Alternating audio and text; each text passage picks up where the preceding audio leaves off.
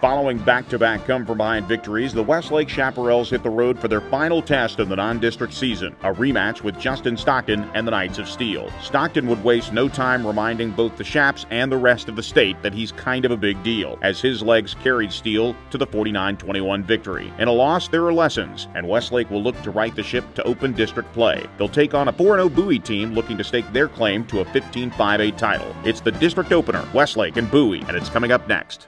This winter, prepare to be amazed as Elisa's Dance Academy and the Westlake Symphonic Orchestra come together to perform a variety of holiday favorites. From Tchaikovsky to Jingle Bell Rock, audiences will be astounded by concert-quality music and dramatic visual effects in a stunning production perfect for all ages. Join us December 12th, 13th, and 14th as the Westlake Technical Entertainment Crew and Lexus of Austin present The Nutcracker Spectacular. We welcome you live to Burger Stadium, and yes, that is the prep work that the Westlake Technical Entertainment Crew does before every ball game. The broadcast set up here at Burger Stadium, you can see all of the information and the technology that goes into putting on the show that we put on with you every single broadcast day with Westlake football. And again, it takes a lot of man hours, and we appreciate everything that the Westlake Technical and Entertainment Crew can do. We welcome you back to Burger Stadium live in Austin, Texas, here on the southwest side of town, the home of the Bowie Bulldogs, and it's the District 15-5A opener here live from Burger Stadium. I'm Joe Taylor alongside John Nidell, Abe Garcia to join us in just a moment. And John, when you think about it, this game has been a long time coming, but for the Westlake defense, they get a very familiar face back in their linebacking core. Exactly. It's going to be huge to have Brecken Hager back in the lineup, the junior linebacker itching to get back on the field for the start of district play. It's going to be a heck of a game tonight. Westlake and Bowie 4-0. A lot of excitement on this side of the stands, on the home side, so it's going to be an exciting matchup. We had some rain showers early on. We're going to introduce our third man of the broadcast crew down on the sidelines. They're definitely a soggy sideline, but Abe Garcia is down on the sidelines. Abe, how wet is the field now? Actually, Joe, the field actually is in really good shape. I walked up and down the sideline, went to the middle of the field. As you know, these turfus fields have pretty good drainage, and I stomped around and there was no splash, so the field is not going to be a factor tonight for this game. All right, let's take a look at the weather forecast. And when you take a look at the weather forecast and just how the conditions are, 82 degrees, pretty good.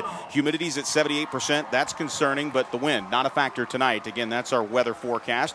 And, of course, we take a look at some of the impact players tonight. And we look at the impact players. We mentioned Brecken Hager and, of course, Jordan Sievert against this Bowie defensive backfield. And on the other side of the ball for the Bulldogs, Austin Eschenberg and Mac McGarrah. Mac McGarrah, a big-time wide receiver. He's the leading receiver with over 300 yards receiving. And when you look at this 6'3" frame, he is a target, and he is a mismatch, no doubt, for any defensive backfield. Yeah, he's going to be a player to watch tonight, and against this Westlake defense. Jordan Sievert on the other side is really a guy to watch for Westlake. Just an outstanding player. He had a great game last week despite the loss. I thought he really looked calm in the pocket. I thought the offensive line protected well despite the blowout loss to Cibolo Steel. He's going to have a great game tonight against Bowie, and he can with some of the weakness in that defensive backfield for the Bowie Bulldogs. One thing that is his heir apparent is Austin Eschenberg. When you think about the other side of the ball, 52 of 84, 62% of his passes completed, 717 yards on the ground, 8 touchdowns, the 2 picks to Jordan's no interceptions through the first 4 ball games, but it's his ability to run the football. 43 carries, 237 yards, averaging just over 5.5 yards a carry, and he scored 5 times. So he is, once again, for the Westlake Chaparral defense, a dual-threat quarterback. Yeah, Austin Eschenberg really is the guy to watch and the guy that drives this offense and this whole team for the Bowie Bulldogs. It's going to be fun watching him tonight, a great matchup of quarterbacks. When we come back, we will have the start of the broadcast here. We pause for the national anthem live from Burger Stadium. It's Westlake and Bowie. This is Westlake football. At age 40, attorney and Marine Corps reservist David Little was the picture of health until the left side of his body went completely numb. We were on the phone while he was driving home when he suddenly stopped talking. My dad had a stroke when he was driving me home. I'm just really glad he ended up at St. David's, South Austin. St. David's, South Austin saved my life. Do you know what to do in an emergency? Visit stdavids.com to learn more. The Steam Team, your #1 choice for cleaning residential and commercial carpet, tile, and wood flooring, upholstery, air ducts, and more, including 24-hour emergency water and fire damage restoration. The Steam Team is an Austin original, locally owned and operated since 1983. All employees are trained and certified by the Institute of Inspection, Cleaning, and Restoration. We guarantee our services and will do whatever it takes to please our customers. Call 451-TEAM or online at thesteamteam.com.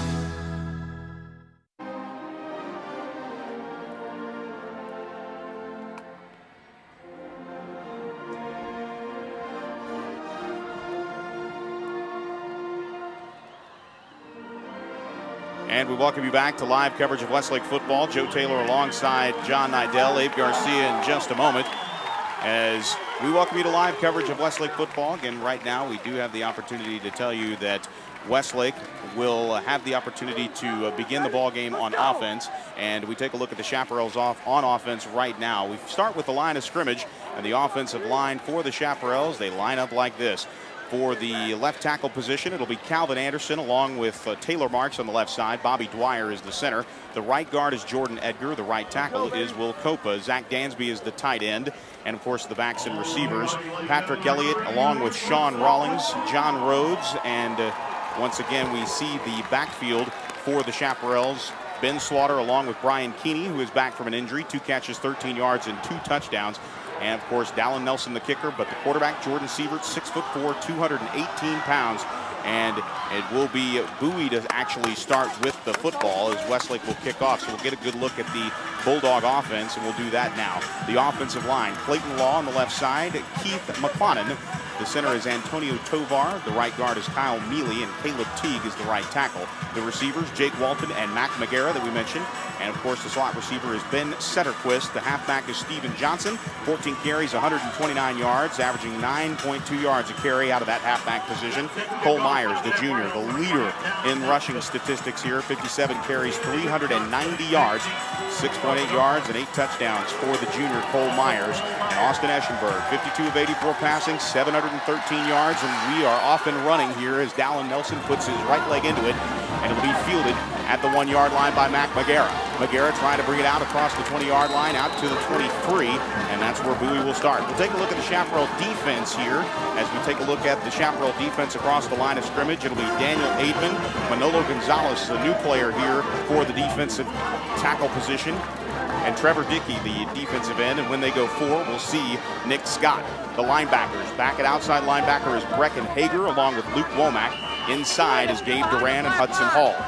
The defensive backfield, we'll get you that in just a moment. On the first snap, first down at 10, and the handoff straight up the middle along the left side out to the 25-yard line to the 27. 29-yard line is where the ball comes to a rest, and nice pickup there, about 5 yards by Cole Myers. And the secondary, Bennett Huddleston and Rhodes Legg, the corners, and Matthew Andreo and Tate Shaw are the safeties. A quick flanker screen out to the far side, pass to the 30-yard line out near the numbers, and pushing forward on the far side out to the 36-yard line for the first down. About a 6-yard pickup there on the far side by Mac McGarrah, just using his big body in space. And you see how big McGarrah is, and Eschenberg, you see the arm strength as well on that play. And now getting an opportunity here around the back end is Steve Johnson. You can see how dangerous he is out of that halfback position. Just came around the corner here on the near side in front of the Bowie bench. Quickly out to the 45-yard line. It's a gain of 9 yards on the play. 2nd down and 1 here. The ball just outside of the Bowie 46. And now Eschenberger with the quarterback keeper runs here to the near side, picks up the first down across midfield inside the 45-yard line and down to the 44. Good tough running there by Austin Eschenberg.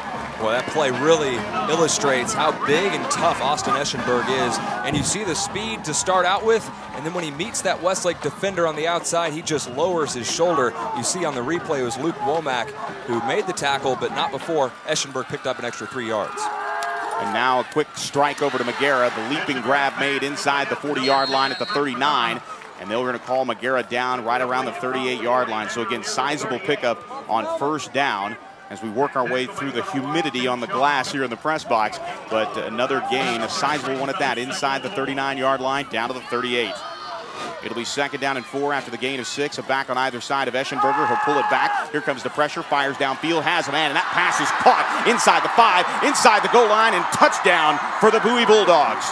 What a grab by Ben Setterquist. He got some separation there in the defensive backfield, found a hole, and Eschenberger met him.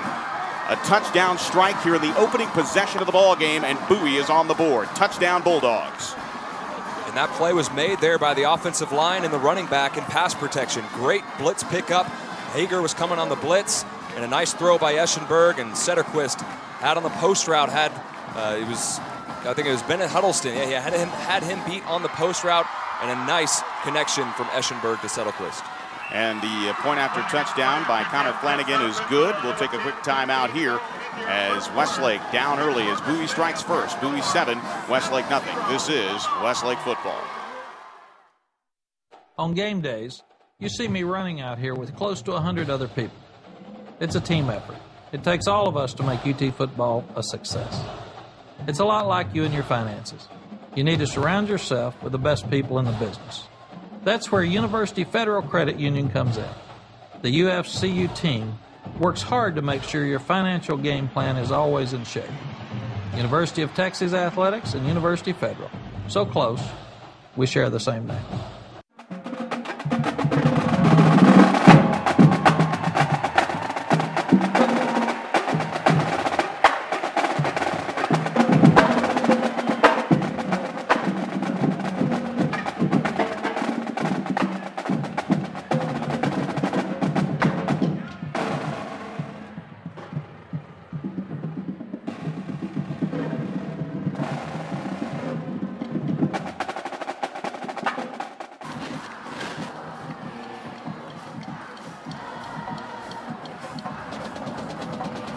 Welcome you back to Burger Stadium. A 6-play, 77-yard drive. Took 1:38 off the clock. A 38-yard touchdown reception by Ben Setterquist. And Setterquist with the second touchdown as we gear up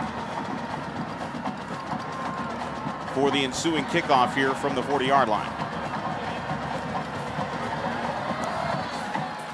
And with the kickoff, Flanagan will find a receiver back inside the 5-yard line, and bringing it out is Sean Rawlings. Rawlings at the 20, out to the 25-yard line before he's brought down at the 29. Actually, I believe it was. We'll get a good look at actually Alex Chavez. I thought maybe that Rawlings was out there, but Alex Chavez on the return. I beg your pardon. Again, we're working through the fog here with the early rain. It really did a number on our windows. We're just trying to peek out here as we get a good look at Alex Chavez's return. So with that, already down 7-0 on the scoring drive, as Westlake will move right to left in their white jersey tops, blue numerals trimmed in white, the red pants, the silver helmet with the red Westlake W on the side. Single back in the backfield, and now the handoff will go to Chavez. Chavez trying to lower his shoulder, picks up yardage to the 30, then reverses his field. His helmet came off at the end of the play, but he angles himself out to the 31-yard line. It's a pickup of 2, and tough running in there for Alex Chavez. Yeah, it's going to be big for Westlake to establish the run. It's an area that they haven't had a lot of success, not a lot of explosive plays anyway out of the running game. And we'll see if that's an area that they're able to establish tonight, because we know the passing game is an area that Westlake might be able to exploit, but that's only as successful as the running game can set it up. Now on 2nd down and 8, one back in the backfield. They fake it. Now the pass is in and out of the hands of Sean Rawlings, the intended receiver at the 40-yard line, guarded tightly there. A nice job defensively in the middle of the defense for the Bowie Bulldogs. And Zach Velasquez, the outside linebacker. Get a look at the Bowie Bulldog defense. Albert Betts and Nathan Martin are the defensive ends. The defensive tackle is Andrew Alvarado.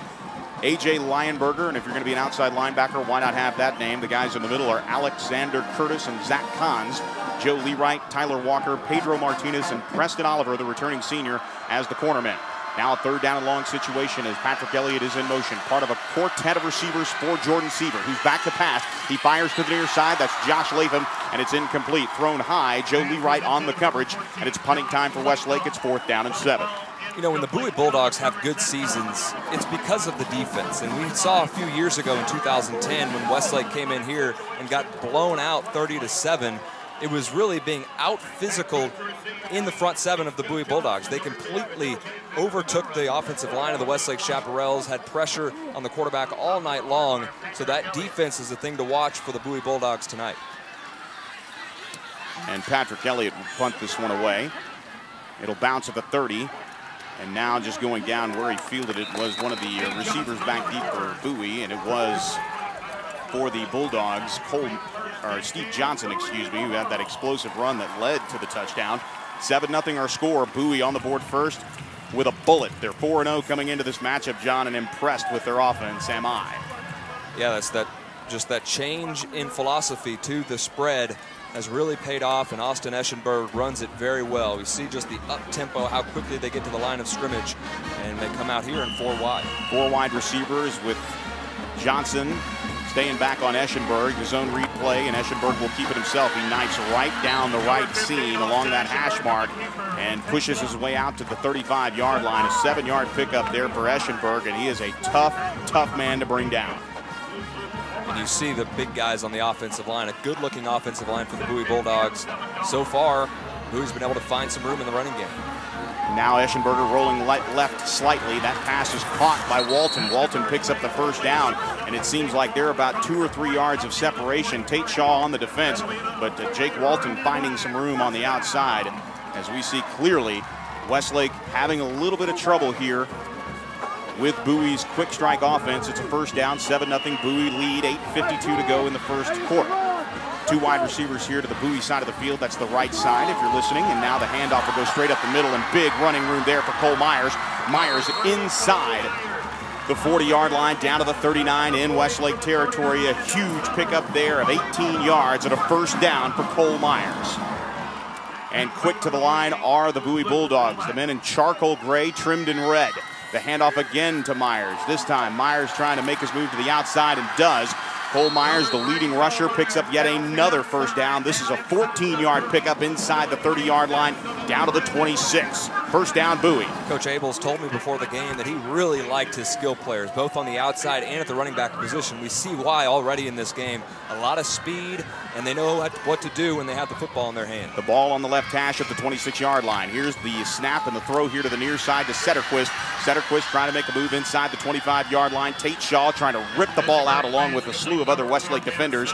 Setterquist not giving up the rock, and he'll be blown dead just outside the 20-yard line, right around the 22, right in front of his teammates. This is very similar to the Temple game and just the offense they run and how they keep you off balance with the run and the pass and the way the quarterback can run.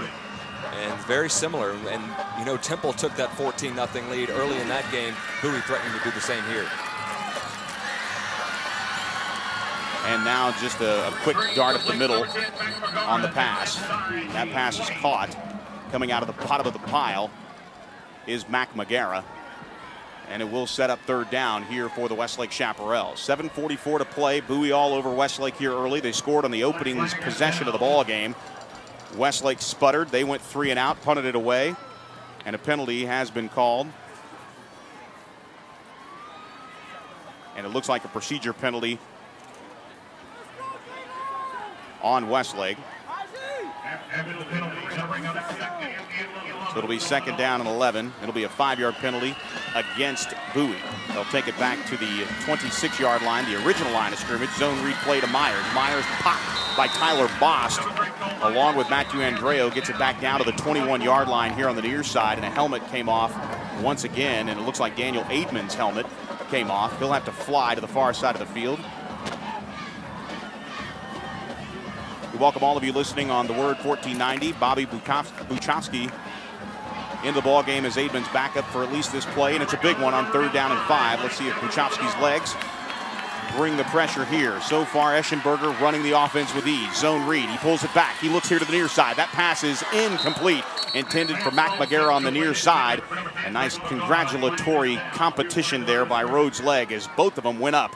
But it's incomplete, and now Bowie with the decision. There's a flag on the far side of the field.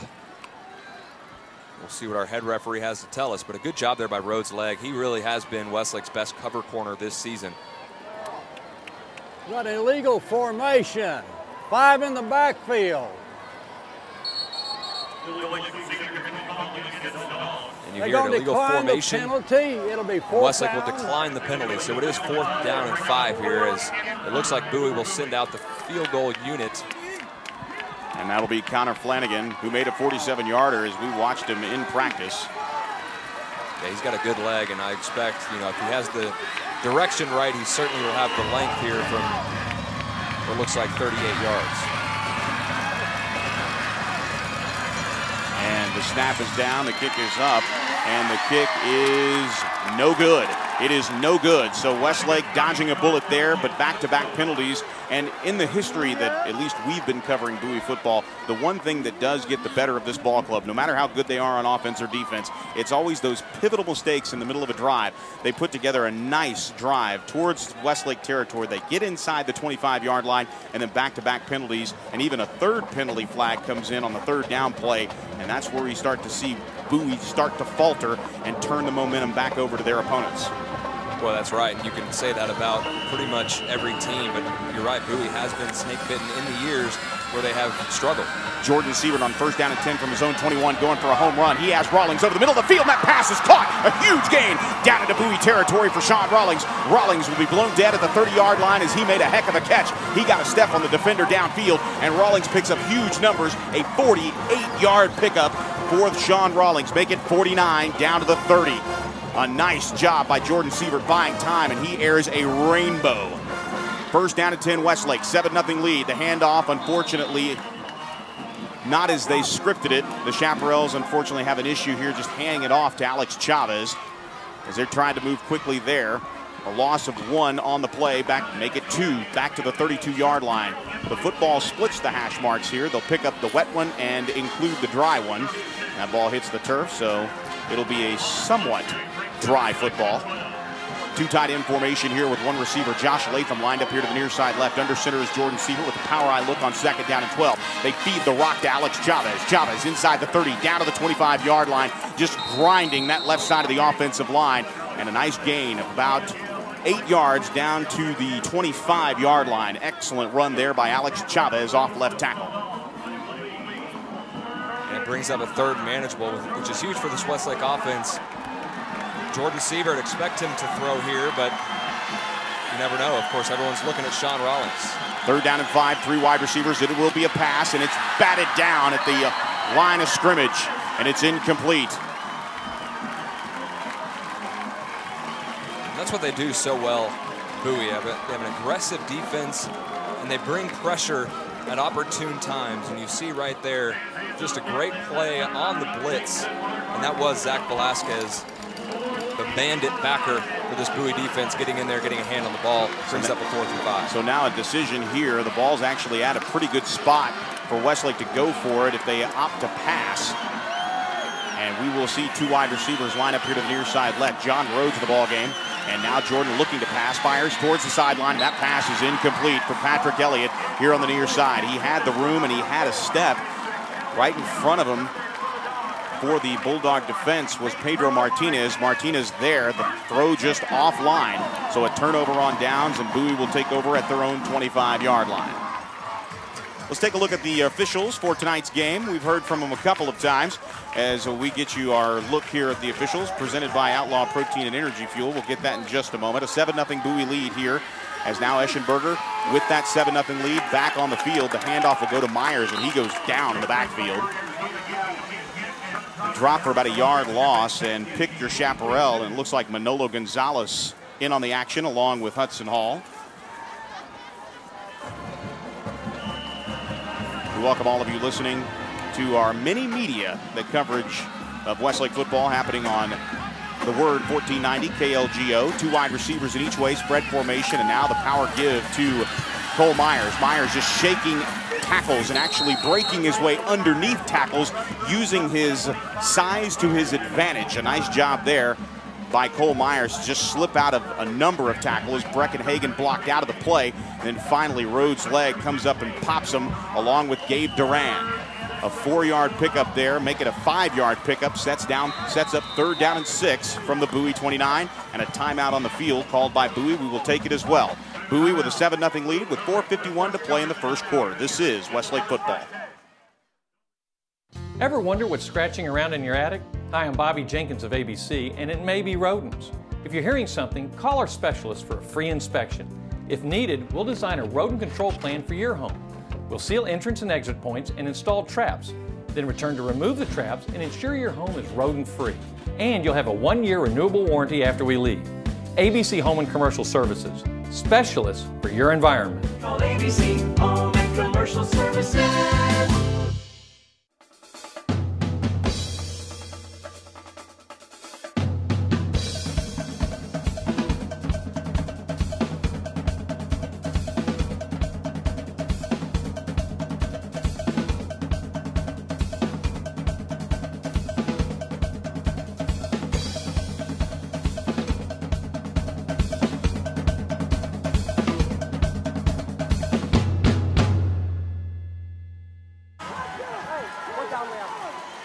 We welcome you back to what technically is a damp Burger Stadium here in Southwest Austin for the District 15 5A opener. Bowie and Westlake. Bowie with a 7-0 lead. 4:51 to play here in the opening quarter. As now a pistol formation here, a low snap. Eschenberger's going to have to pass on third down. Fires over the middle. That pass is caught by Walton. Walton into the open field and into Westlake territory inside the 40-yard line, down to the 45-yard line, and he'll be knocked out of bounds right at the 35-yard line. An excellent pitch and catch there by Eschenberger to Walton. A huge pickup there for the Bowie Bulldogs as they move into Chaparral territory. And they just took advantage of the mismatch there. Luke Womack having to cover the speedy Jake Walton. And a good job there by Eschenberg to deliver the throw. A 36-yard pickup, and there's the handoff, and Manolo Gonzalez making his presence known. Check him out on the Shap app, folks. His picture looks good, so does his play. The call-up from the JV, and Manolo Gonzalez making his presence known. A big loss, his first tackle of the loss for the year, and maybe his first solo tackle as he hog ties Cole Myers for a 2-yard loss back to around the 37-yard line. From the left hash, a quick snap by Eschenberger. Zone read, pulls the pig, and now stepping up in the pocket, out of pressure, and now he finds some room just outside the left hash mark and goes toe-to-toe. Eschenberger and Hudson Hall winning that battle, but not before Eschenberger picks up positive yardage down to the 32-yard line. Yeah, pretty impressive here by Eschenberger to take on Hudson Hall, and he really put Hudson Hall on his back there. He was a really physical runner and a good gain there to escape the pressure. 7-0 lead for Bowie, 3:44 to play here. 3 wide receivers here to the near side right. They roll right, now hand off, and a nice play up the middle. Just a little trap play on the delay to Cole Myers. Myers just outside the left hash mark, inside the 20, and down to the 18-yard line. A nice pickup there, and it's a first down. Actually, they call him down to the 16-yard line. That is a 14-yard pickup for Cole Myers. Yeah, that's what, as a defensive coach, that's what you absolutely hate, is the Bowie Bulldog is still down on the field. To give up a draw on a third and long, really, I know Coach Allman has got to be hating that play, and we'll try to get an identification on the player down for Bowie. Yeah, and it's unfortunate. We'll go ahead and keep it here. Let's bring in our third member of the broadcast crew. Had some technical difficulty early on, but Abe Garcia, on the sidelines, that didn't look like a good look there from the Bowie player that's down just around the 17-yard line. That's running back Cole Myers for Bowie, and it looks like the trainers are checking on his knee right now. You know, that dreaded ACL test, and that's what he's doing right now. He's kind of withering around, and he doesn't look very comfortable. We hope for the best for him. Absolutely. Again, Cole Myers, their leading tailback coming into this ball game, as we get a good look at some of his stats coming into the game. 57 carries, 390 yards, averaging just under 7 yards a carry, 8 touchdowns, a long run of 41.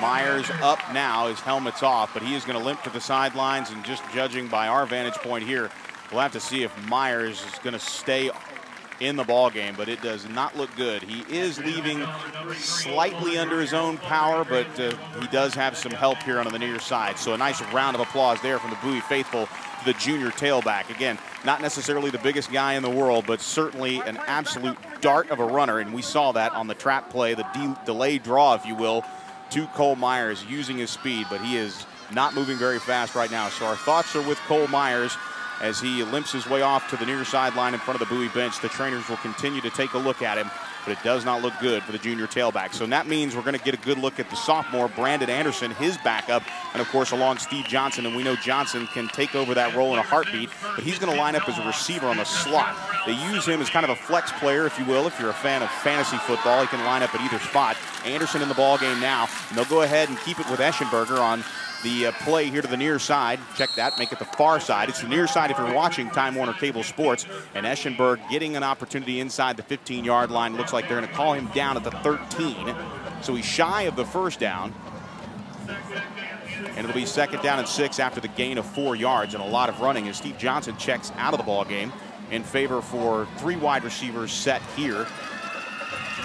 And it'll be a pistol formation to the right from the left hash mark on 2nd and 6. And the give will be to Eschenberg again. Eschenberg just darting his way inside the 5-yard line, leaps for the end zone, and he has it.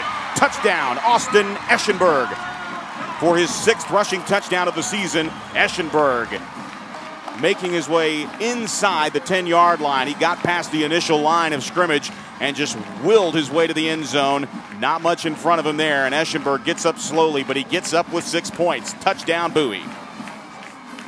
It's just a simple read play there, and there was nobody on the outside accounting for Austin Eschenberg, and a good read by him to keep the football and a big touchdown by Bowie here. Preston Wheeler will hold it for Connor Flanagan. Flanagan knocks it home with 2:45 to play here in the first quarter.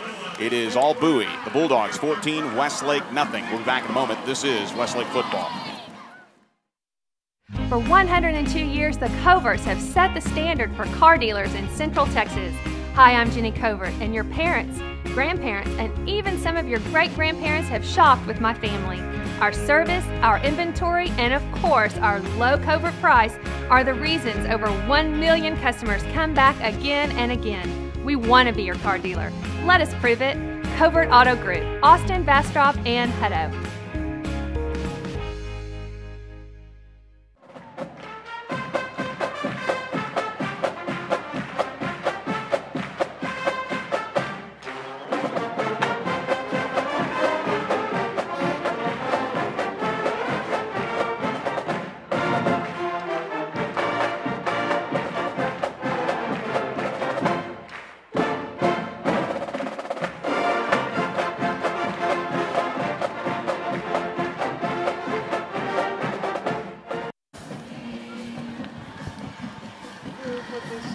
Welcome you back to live coverage of Westlake and Bowie, the District 15 5A opener. In fact, the finale of the games.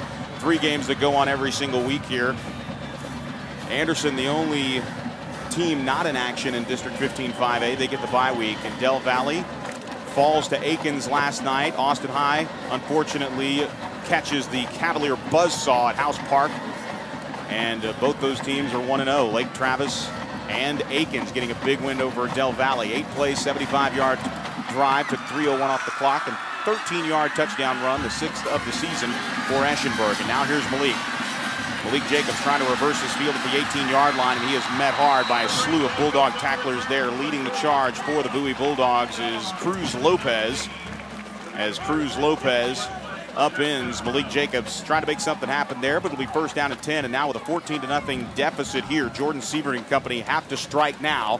A lot of time left, obviously, but right now the offense, outside of the big 49-yard pass to Sean Rawlings, has really sputtered tonight as Westlake trying to move right to left here and try to even up this game. 3 wide receivers to the far side right, a tight end to the left. Now pulling it back, a little flanker screen to Latham. Latham with room across the 20, out to the 25-yard line, diving for the far side, right in front of his own bench. And he gets about 8 yards, but call it 7. It'll be 2nd down and 3 on the flanker screen to Josh Latham. Even last week when Cibolo Steel took a 14-0 lead, Westlake has shown in every game this season the ability to respond. They've gotten down early in pretty much every game they've played, and they've been able to respond. So right here is a key drive for the Westlake Chaparrals and a good start there on 1st down. In a pistol formation on 2nd down and 1, officially a gain of 9. The give here to Ben Slaughter. Slaughter trying to knife his way out to the 30-yard line. It looks like he does pick up enough for a 1st down, about a half yard past the 1st down marker, and that's exactly what it is, right at the 30. So Westlake will get the opportunity here, nose of the football on their own 30-yard line, right between the hash marks here in the 1st quarter. And it's a 1st down and 10. 1:55 remaining here in the 1st quarter, and Bowie up 14-0. And it's been Bowie that's really taken the fight to Westlake on both sides of the ball. You just hope with a 14-0 lead, if you're on the Westlake side, that maybe they'll relax a little bit. 3 wide receivers here on the zone read. They fake it, play action. Now looking across the field, leaping up and making the grab. No, it's Patrick Elliott. He had it in his midst. Nice coverage there on the near side as coming in and making the pop on Patrick Elliott was Learight. Joe Learight, the senior, 21 total tackles, and he's breaking up one pass, and he just broke up another one. He got his right arm inside the pad there. Just excellent coverage by Learight on the incomplete pass, 2nd down and 10.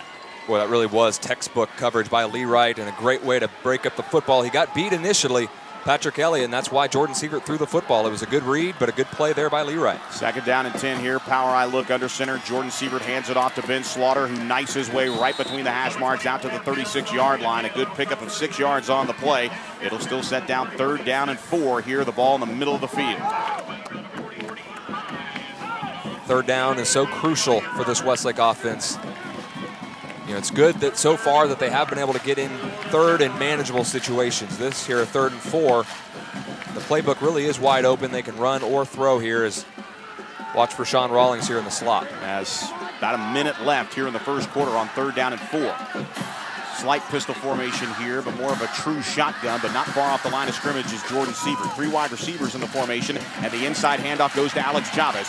Chavez still moving his feet out to the 40-yard line, and some good downfield blocking going on for the Chaparrals, but it's out to the 40. He is very close to the 1st down, and he has it. The clock will stop with 46 seconds, but Chavez, with that extra burst at the end of the run, picks up the 1st down for Westlake. And that was a good play call there because Bowie was bringing the blitz from the outside, so the little draw up the middle worked well. There was room, and Alex Chavez, a nice physical run there to pick up a very big 1st down for the Westlake offense. Rawlings and Latham will line up on the Bowie side of the field right in front of their bench, and Patrick Elliott, the lone receiver, to the far side of the field. Shotgun formation here, 1st down and 10. The low snap and the give here to the near side. Trying to turn the corner once again is Alex Chavez. He can't get there, but he does pick up some positive yardage out to about the 44-yard line. So he does pick up 4 yards, and this might be the final play of the first quarter inside 13 seconds. Westlake with all 3 of their timeouts. Bowie, of course, expending one earlier in the quarter. They lead 14-0, and it looks like this might be it for the first quarter of play as we are under 5 seconds. And that will be the final here in the first quarter. We will take a quick timeout, be back to bring you the second quarter. Again, after 1 quarter play, Bowie leading Westlake here at Burger Stadium, 14-0. You're listening to Westlake Football. At age 40, attorney and Marine Corps reservist David Little was the picture of health until the left side of his body went completely numb. We were on the phone while he was driving home when he suddenly stopped talking. My dad had a stroke when he was driving me home. I'm just really glad he ended up at St. David's, South Austin. St. David's, South Austin saved my life. Do you know what to do in an emergency? Visit stdavids.com to learn more. This winter, prepare to be amazed as Elisa's Dance Academy and the Westlake Symphonic Orchestra come together to perform a variety of holiday favorites. From Tchaikovsky to Jingle Bell Rock, audiences will be astounded by concert-quality music and dramatic visual effects in a stunning production perfect for all ages. Join us December 12th, 13th, and 14th as the Westlake Technical Entertainment Crew and Lexus of Austin present The Nutcracker Spectacular. Westlake at their own 44-yard line, now moving left to right here in the second quarter, down 14 points. Jordan Sievert fires to the far side of the field, and that pass is caught right at the midfield stripe on the right side of the field, right outside the numbers, just shy of the apron in front of the Westlake bench. And it's good for a 1st down and a 10-yard pickup. Nice catch there by Patrick Elliott, his first of the evening, as Rawlings checks out. Latham lines up here to the near side right, and a power eye look here for Jordan Sievert. Kenny in front of Chavez on 1st down and 10 at midfield. The handoff to Chavez. Chavez following his blockers right up the gut inside the 45-yard line down to the 46. And he bursts his way across the 45-yard line down to about the 43 is where they'll say that Alex Chavez forward progress stopped. Nice tackle on the back end of the play, and it was a slew of tacklers there for the Bowie Bulldogs, including Zach Kahns. A 7-yard pickup for Chavez. Same formation. Power eye look here. Chavez, the deep setback. Now Latham going in motion from the near side to the far side of the field. Right in front of the Westlake bench on 2nd and 3. The toss to Slaughter, and Slaughter lowers his shoulder. He was stopped right at the line of scrimmage, but then kept his feet moving, and Slaughter's helmet came off. And now the clock will stop as we saw not 1 but 2 helmets fly on that exchange, John. Yeah, one of the Bowie defensive backs' helmets flew off as well. It's hard to see the numbers from up here. But a big third down again for Westlake. Third manageable, 3rd and 3. Need to put another drive together like they did last week early against Cibolo Steel. That long sustained drive that ended up in 7 points. Could really use it here early in the second quarter. Inside 10:50 to play in the half. 14-0. Westlake with his 3rd possession. 2 receivers in front of the Bowie bench, 1 in front of the Westlake bench. And now the zone read, and it will stay with Jordan Sievert on 3rd down and 3. And Sievert unable to get his way inside the 43-yard line. Maybe got to the 42, but it's not going to be enough for a first down as he falls forward for maybe about a yard gain. Again, looked like a broken play in the backfield there, and pick your Bulldog defender as Jordan Sievert went down. And it looks like Westlake will keep Jordan Sievert on the field. We know that sometimes you'll back up for a pooch punt, but down 14 at the Bowie 43-yard line, I really actually expect Westlake to probably go for this right here. On 4th down and a short 3 as maybe Jordan picked up a half yard. Nope, he'll back it up and now he'll punt it away. But nobody back deep for Bowie. It's a low snap and here comes the rush. It'll be a nice punt here, and will it stay in bounds? Yes, it takes a nice Westlake hop at the 10-yard line, and it is down right there at the 12. Coming in is Sean Rawlings to try to make that acrobatic down of the football. We'll actually say he's down right around the 13-yard line, so that's where Bowie will start with a 14-0 lead inside 10 minutes to play in the first half. Let's go down to the sidelines and Abe Garcia. Abe? And Joe, we talked about earlier in the game, in the broadcast, about how Bowie has come in this game with a lot of confidence. Over here on the Westlake sidelines, it's very flat, very quiet. I'm sure that's cause for concern for Coach Allman. Well, right now they could use a turnover, could the Westlake Chaparral defense, and right now Bowie's just had their way early on. 14-0 as Eschenberg is back out of the shotgun. He'll come here to the near side, and that pass is caught by Walton. Walton with plenty of room outside the 20-yard line, and he falls down in front of his bench out of bounds after the pop by Andreo here on the near side right around the 25-yard line. So it's a nice pickup of 12 yards and a first down on the catch by Walton. That's the second time he has kind of weaseled his way out to the flat and been there for Eschenberg. Yeah, he got just beyond Breckenhager, who was peeking into the backfield. So as Westlake's going to call a timeout here. And we will take it as well, their first of the ball game, and we will take it back in a moment. This is. It's a unique schedule, but having an open week, week 8, I guess it is, and that's a nice time to have an open week because you're starting to approach the playoffs. And so I like our schedule, and you know, we're glad that we're able to play the people that we played in the first 4 games and figure out where our holes are, where our weaknesses are, and it helps us get people in the right spot and get the right people on the field when it counts, which is now.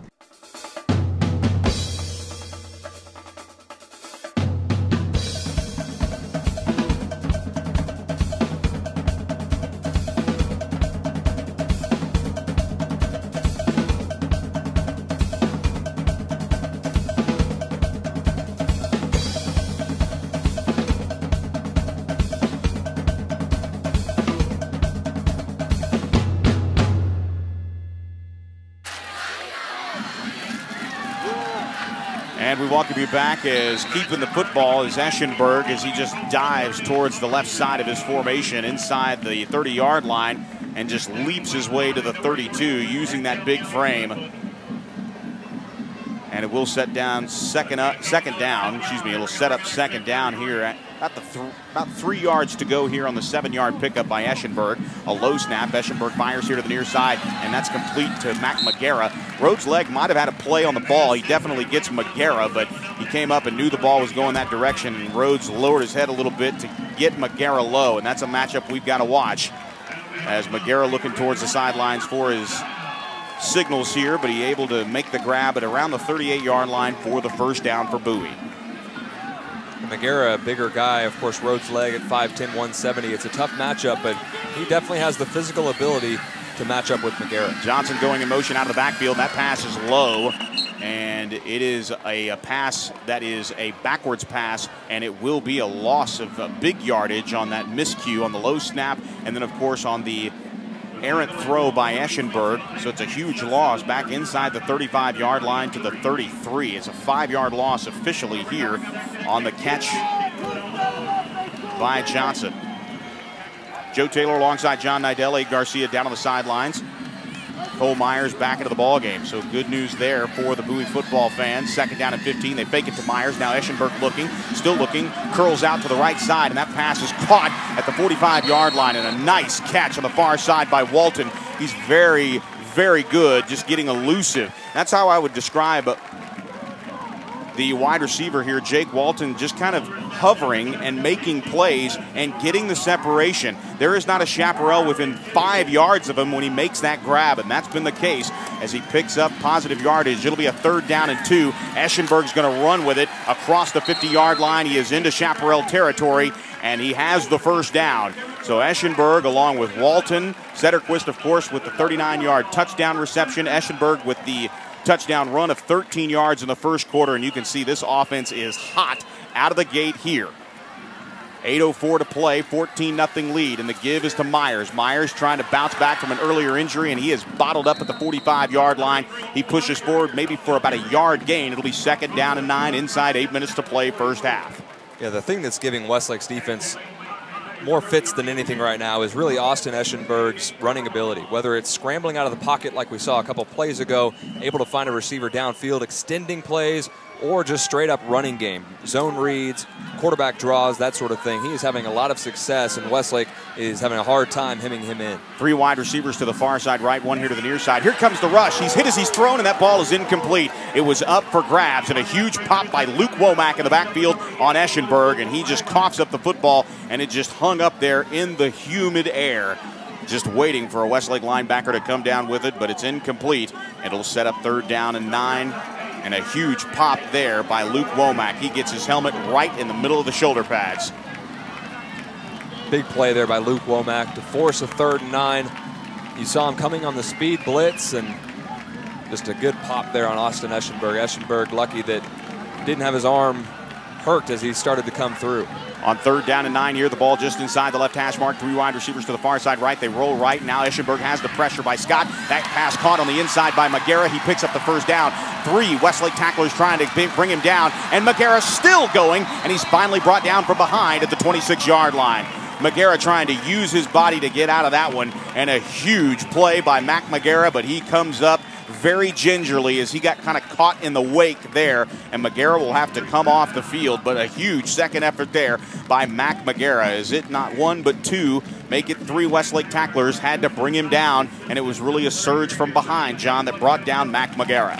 And he came down awkwardly on his side on one of the Westlake defenders, so it's probably something he just has to take a little time, and we should see him back in the ball game as he makes his way off to the sideline. But that play, I tell you what, this Bowie sideline, there's a lot of folks here on the home side of the Burger stands, and they were all up on their feet with the physical effort of Mac Magera. It's 1st down pickup inside the 27-yard line down to the 26. It'll be 1st down and 10, 7:07 to play. Clock moving now, and Bowie lines up just inside the left hash mark, closest to their bench from our vantage point here on the home side of the field. 2 wide receivers to the far side right, 2 to the near side. There's a low snap, and once again the delayed draw, and this time Nick Scott snuffed it out. A nice job there. Same play to Anderson that Myers ran on the 3rd down play earlier in the 1st quarter that would wind up setting up the 13-yard touchdown run, John. This time Anderson tried to run with it as well, but Scott was there. Yeah, Anderson, the diminutive sophomore, in for Myers, and all of these guys are very jitterbugs would probably be the word to describe these running backs for Bowie. Slippery at best on the 3-yard loss, and now back to passes. Eschenberg fires over the middle of the field, and that pass is broken up nicely by Tate Shaw. Tate Shaw making contact with the intended receiver, and Tate Shaw there just jarring the ball away. And the first time we've actually seen any Westlake defender close to Jake Walton when the ball got there. So it'll be set up 3rd down and long in. 3rd down and 13 for the Bowie Bulldogs, who lead 14-0 here in the 1st half. 6:21 to play, 2nd quarter. Cole Myers back into the ball game. He'll flank Eschenberg to the left. Now Johnson will join him in the backfield from the slot right. On 3rd down and 13, here's the play action. Eschenberg with plenty of time, looking downfield, has a man, and this pass is caught for a touchdown. Steve Johnson making a fingertip grab and a 29-yard strike for Eschenberg to Johnson. A huge strike. The 9th touchdown pass, make it the 10th touchdown pass by Austin Eschenberg, and this time Johnson finds pay dirt. His 3rd receiving touchdown of the year, and Bowie is on the board. 20 unanswered points here for Bowie on the 29-yard strike to Johnson. Beautiful throw there by Austin Eschenberg. Put a lot of air under that football. When he first let it go, I thought that ball was overthrown, but tremendous speed by Steve Johnson to catch up with the football and a nice grab in the end zone. Flanagan on for the extra point, and it is good. We'll take a quick timeout. Back in a moment. This is Westlake football. At age 40, attorney and Marine Corps reservist David Little was the picture of health until the left side of his body went completely numb. We were on the phone while he was driving home when he suddenly stopped talking. My dad had a stroke when he was driving me home. I'm just really glad he ended up at St. David's, South Austin. St. David's, South Austin saved my life. Do you know what to do in an emergency? Visit stdavids.com to learn more. You need steam for a deep down clean. Send in the team. The Steam Team. The Steam Team is your #1 choice for cleaning residential and commercial carpet, tile and wood flooring, upholstery, air ducts, and more, including 24-hour emergency water and fire damage restoration. All employees are trained and certified by the Institute of Inspection, Cleaning, and Restoration. You need steam for a deep down clean. Send in the team. The Steam Team. Call 451-TEAM. We welcome you back to Burger Stadium, and it is all Bulldogs all the time on the District 15 5A opener. Bowie all over Westlake, 21-0. The latest, a 29-yard touchdown reception by Steve Johnson, his third of the year. The 10th touchdown thrown by Eschenberg. And on the scoring drive for the Bowie Bulldogs, pretty impressive. As we have 6:12 to play here in the scoring drive, 12 plays, 87 yards, took 3:38 off the second quarter clock. And 21 unanswered points by the Bowie Bulldogs here in the first half. They are all over Westlake, 21-0. Flanagan coming up for the kickoff here. And Westlake with a trio of receivers back deep. And we will await the kick from the right leg of Flanagan, who's perfect on the night on extra points. And he gets his right leg into this one. It'll arc right at the inside the 10-yard line, and Sean Rawlings will bring it out. Rawlings still on his feet at the 15-yard line, trying to step out of a tackle there on the far side. And a nice job there by Andrew Buitron. Buitron trying to get down Rawlings, and Rawlings just trying to get out of the shoestring tackle there, but it will be Westlake football. And now a sense of urgency here. 6:02 remaining in the first half, plenty of time, but Westlake's got to start carving into this lead, John. Absolutely. It's absolutely pivotal that Westlake scores here on this drive with 6 minutes left in the second quarter. They've come back from 17 a couple of times this season, never 21. Tough deficit. Bowie playing really well right now. The handoff going to Alex Chavez. Chavez straight at the gut out to the 22-yard line, and a nice pickup of 4 yards there. It'll be 2nd down and 6 as Alex Chavez, the big thick back, across the 21-yard line out to the 22, just favoring that right side of the offensive line. You know, the big question coming into this game was Bowie's schedule so far this year. Sure, they're 4-0, but haven't played quite as strong a schedule as Westlake has. So which team was going to come out strong in district play? So far, it's been Bowie, and they've looked really good.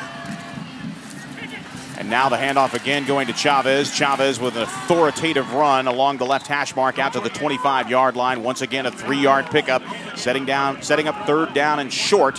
And now a timeout, or at least the clock stopping momentarily, as it looked like Calvin Anderson lost his helmet on the play. So it will be 3rd down and 3 here, and the clock will resume as Anderson leaves stage left.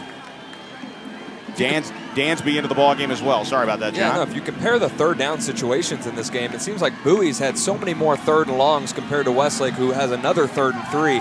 Yet Bowie's able to convert those 3rd and longs, whereas Westlake has struggled. Motion man here to the near side, and taking it is Chavez. Chavez met hard at the 28-yard line by a slew of tacklers. They're going to give him the forward progress just outside the 28 for number 28.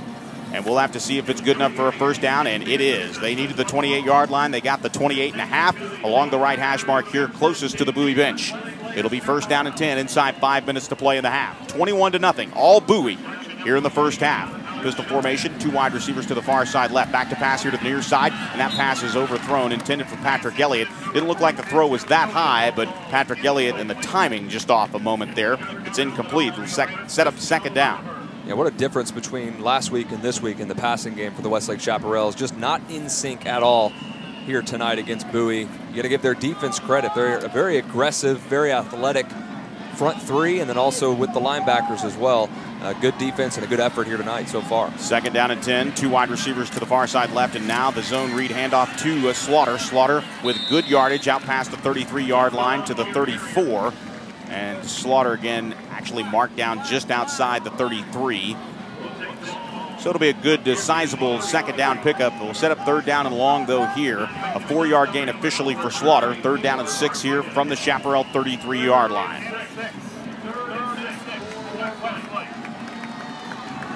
The ball marked on the right hash mark here from our vantage point.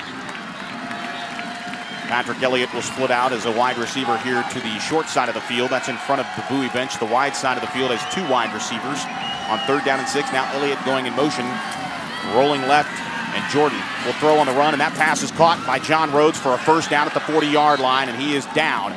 They thought maybe the ball had come out momentarily there, but Rhodes corralling the football at the 40. Saw him earlier this week at Texas Honey Ham Company. Said he was sick most of the week last week, but wound up playing. He definitely has a step back in his arsenal there as Rhodes comes down with a clutch catch here in the 2nd quarter. And it picks up a 1st down. He was juggling it there, but they're going to call the pass complete. And it is a completion after the officials meet about it. And it was tough to tell whether the ball was coming out as he's making the catch or whether it came out as a result of him after hitting the ground trying to hold it up for the official. It looked to me like it started to squirt out through the arm, so I don't know if that should have been a completion or not, but fortunate for Westlake. Here's the snap on 1st down. Firing here to the near side. Rhodes going low, and this time the ball squirts through his arms. He had a guaranteed catch. If he could have gone to his knees and eyed that football in, it would have been a completion inside the 45-yard line, but it's incomplete. Bill Stefik, our referee. The umpire is Darren Steers. Chad McKenzie, the head linesman. Our line judge is Brian Burkhart, and Jeff Hopp, our back judge. Stefik ruling that 3rd down catch by Rhodes complete at the 40-yard line. 2nd down and 10 after the incompletion on 1st down. Everybody coming on a blitz look. Jordan gets rid of it quickly and overthrows Sean Rawlings, and Rawlings wants a little contact there with him and the linebacker, Chris Alanis. The sophomore may have gotten a hand on Rawlings, according to him, but a clean play there, according to the umpire, Darren Steers, and he looked right at Steers, did Rawlings at the 40, looking for a flag. 3rd and 10 situation for the Westlake offense. Expect Bowie to bring pressure. Watch out for Zach Velasquez, the bandit linebacker. He has 28 total tackles coming into this game. He likes to come off the outside. We'll see what happens here. On 3rd down and 10, 3 wide receivers here to the near side. Back to pass. Jordan looking, has time, fires over the middle, and that pass is in and out of the hands of Josh Latham. Latham taking a bullet at the 50-yard line, and he's upended there. Once again, Alanis on the play, along with his safety, Tyler Walker. And now 4th down here, and Patrick Elliott will punt it away. 3:17 remaining in the 1st half, and it is all Bowie, and they're about to get the ball back. Yeah, and the way the Bowie offense is rolling right now, Westlake's defense has got to find something. I don't know if they need to mix up pressures or I don't know what you got to do, but this Bowie offense really is on a roll. And they're going to get a flag on the play as Elliott got the punt away, but he was run into, and a huge break for Westlake here as diving for it. I believe they're on the near side of the formation, and we've called his number twice in back-to-back plays, but it was the backup Mike linebacker, Chris Alanis, the sophomore, and he just made a sophomore mistake.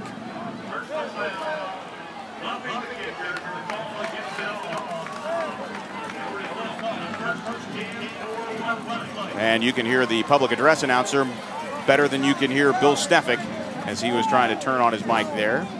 As my daughter would say, epic fail. But it will be a break for Westlake, and we'll have to check on Patrick Elliott. We'll check in with Abe Garcia in just a moment. As Elliott was hit hard here, we'll see if he comes out in the formation. Rhodes in the formation here as far as the personnel package. Looks like Latham is here, and Elliott is in the game. So it looks like he is okay after taking that shot by Alanis, which gave Westlake the football inside Bowie territory at the 45. So the first break of the night for Westlake outside of a 49-yard catch by Sean Rawlings. This time Rawlings makes another big catch. It's a first down inside the 35-yard line, and his positive yardage will take him down to the 33. A big pitch and catch there for Jordan Sievert and Sean Rawlings, who found an opening inside this defense. Yeah, and ask Texas Longhorn fans how big a roughing the punter can be and how that can really shift momentum.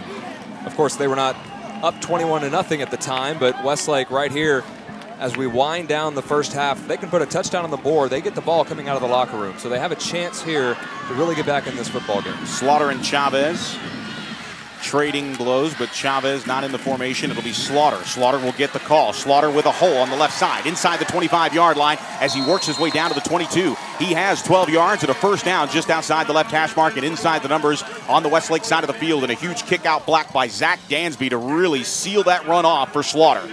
Yeah, Slaughter has the speed. Of course, Alex Chavez has gotten more carries tonight, more of the power back, but it's good to bring in Slaughter, a little bit of change of pace, and a big run there, one of the better runs of the night for Westlake. 3 wide receivers to the wide side of the field. That's in front of the Bowie bench. Now Jordan looking that direction, has a man. That pass is caught by Elliott inside the 10, and he has a first down. First and goal for Westlake at the Bowie 8-yard line, and now with 2:17, it looks like the Westlake offense has woken up. A 13-yard pickup and a first down on the catch by Patrick Elliott. Yeah, more than anything, I think a roughing the punter can really affect the defense because they come off the field thinking, okay, we just stopped them, we get a little bit of a rest, and then you got to go right back out there.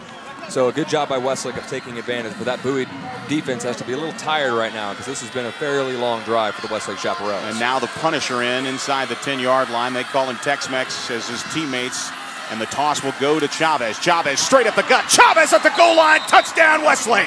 Alex Chavez from 8 yards out for the first score of the night for the Westlake Chaparrals. Touchdown, Alex Chavez. Touchdown, Westlake. And, of course, the play on that drive was the roughing the punter, and that's something to remember as we move on through this football game. If Westlake is able to grab momentum off of this drive and come back in this football game, that'll be probably the play of the game. But Bowie will have 1:54 left to try to move the ball down the field. Now Nelson on, out of the hold of Rawlings. Zucker with the snap. The kick is up, and it is good with 1:54 to play here in the first quarter. Final break here in the second quarter as Westlake on the board. Bowie 21, Westlake 7. Back in a moment. This is Westlake football. On game days, you see me running out here with close to 100 other people. It's a team effort. It takes all of us to make UT football a success. It's a lot like you and your finances. You need to surround yourself with the best people in the business. That's where University Federal Credit Union comes in. The UFCU team works hard to make sure your financial game plan is always in shape. University of Texas Athletics and University Federal.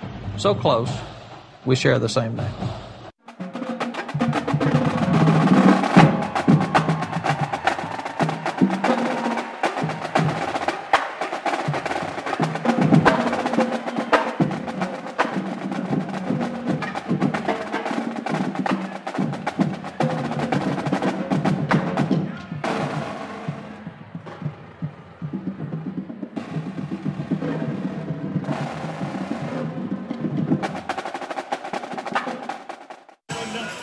We welcome you back to Burger Stadium, Westlake's first scoring drive of the night. It's presented by Outlaw Protein and Energy Fuel, locally owned and operated. In fact, Westlake owned and operated, available at the brand new Wheatsville Co-op that I drove by near the Brody Oak Shopping Center earlier today. 14 plays, 83 yards, 4:08 off the second quarter clock, and an 8-yard touchdown run by Alex Chavez, his third touchdown run of the season. And now Dallin Nelson off to kick it. His first ensuing kickoff here, as 21-7 is our score here from Berger. And making a catch at the 10-yard line here is Steve Johnson. And Johnson dances out of bounds just outside the 20-yard line at the 21. So it will be Bowie football here with 1:49 to play, and we'll see if Eschenberg can answer here. The Bulldog offense has been absolutely growling here tonight. Foaming at the mouth, if you will, with 21 unanswered points. Now Westlake gets on the board. Let's see how the Bulldogs react.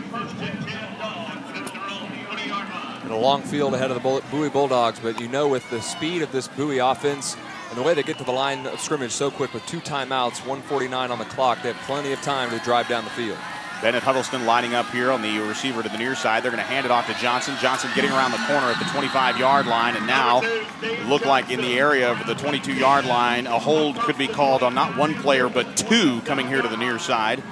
Well, Trevor Dickey had the play there, and he couldn't get his outside shoulder free because he was being held. You saw the jersey coming off the shoulder pad, and he puts his arms up as Cole Myers goes around the outside right past him, but missed call there by the line judge. And now on the play action, they throw it back here to the near side. Myers makes the grab, first down yardage, and more as he scampers outside the numbers, outside the 45-yard line to the 48 before he's knocked out of bounds by Rhodes' leg. And Rhodes' leg there on the back end kind of got juked there for a moment. And you can see, despite that earlier injury where we saw Cole Myers limp off the field, he definitely has his speed back in those legs. A good first down run and a pickup of 20 yards on the pickup on the misdirection play from Eschenberg, who lines up in the modified pistol here briefly, rolls right, throws right, and that pass is juggled, caught at the 48-yard line, and then falling forward is Setterquist. And Setterquist has a touchdown reception. In fact, he scored the game's first touchdown.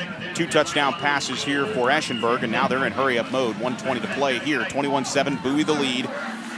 And now looking is Eschenberg. He has a wide-open Setterquist, and Setterquist dropped the ball at the 46-yard line. That was a wide-open wide receiver there, and Ben Setterquist could not come down with the football. So a big missed opportunity there for the men in charcoal.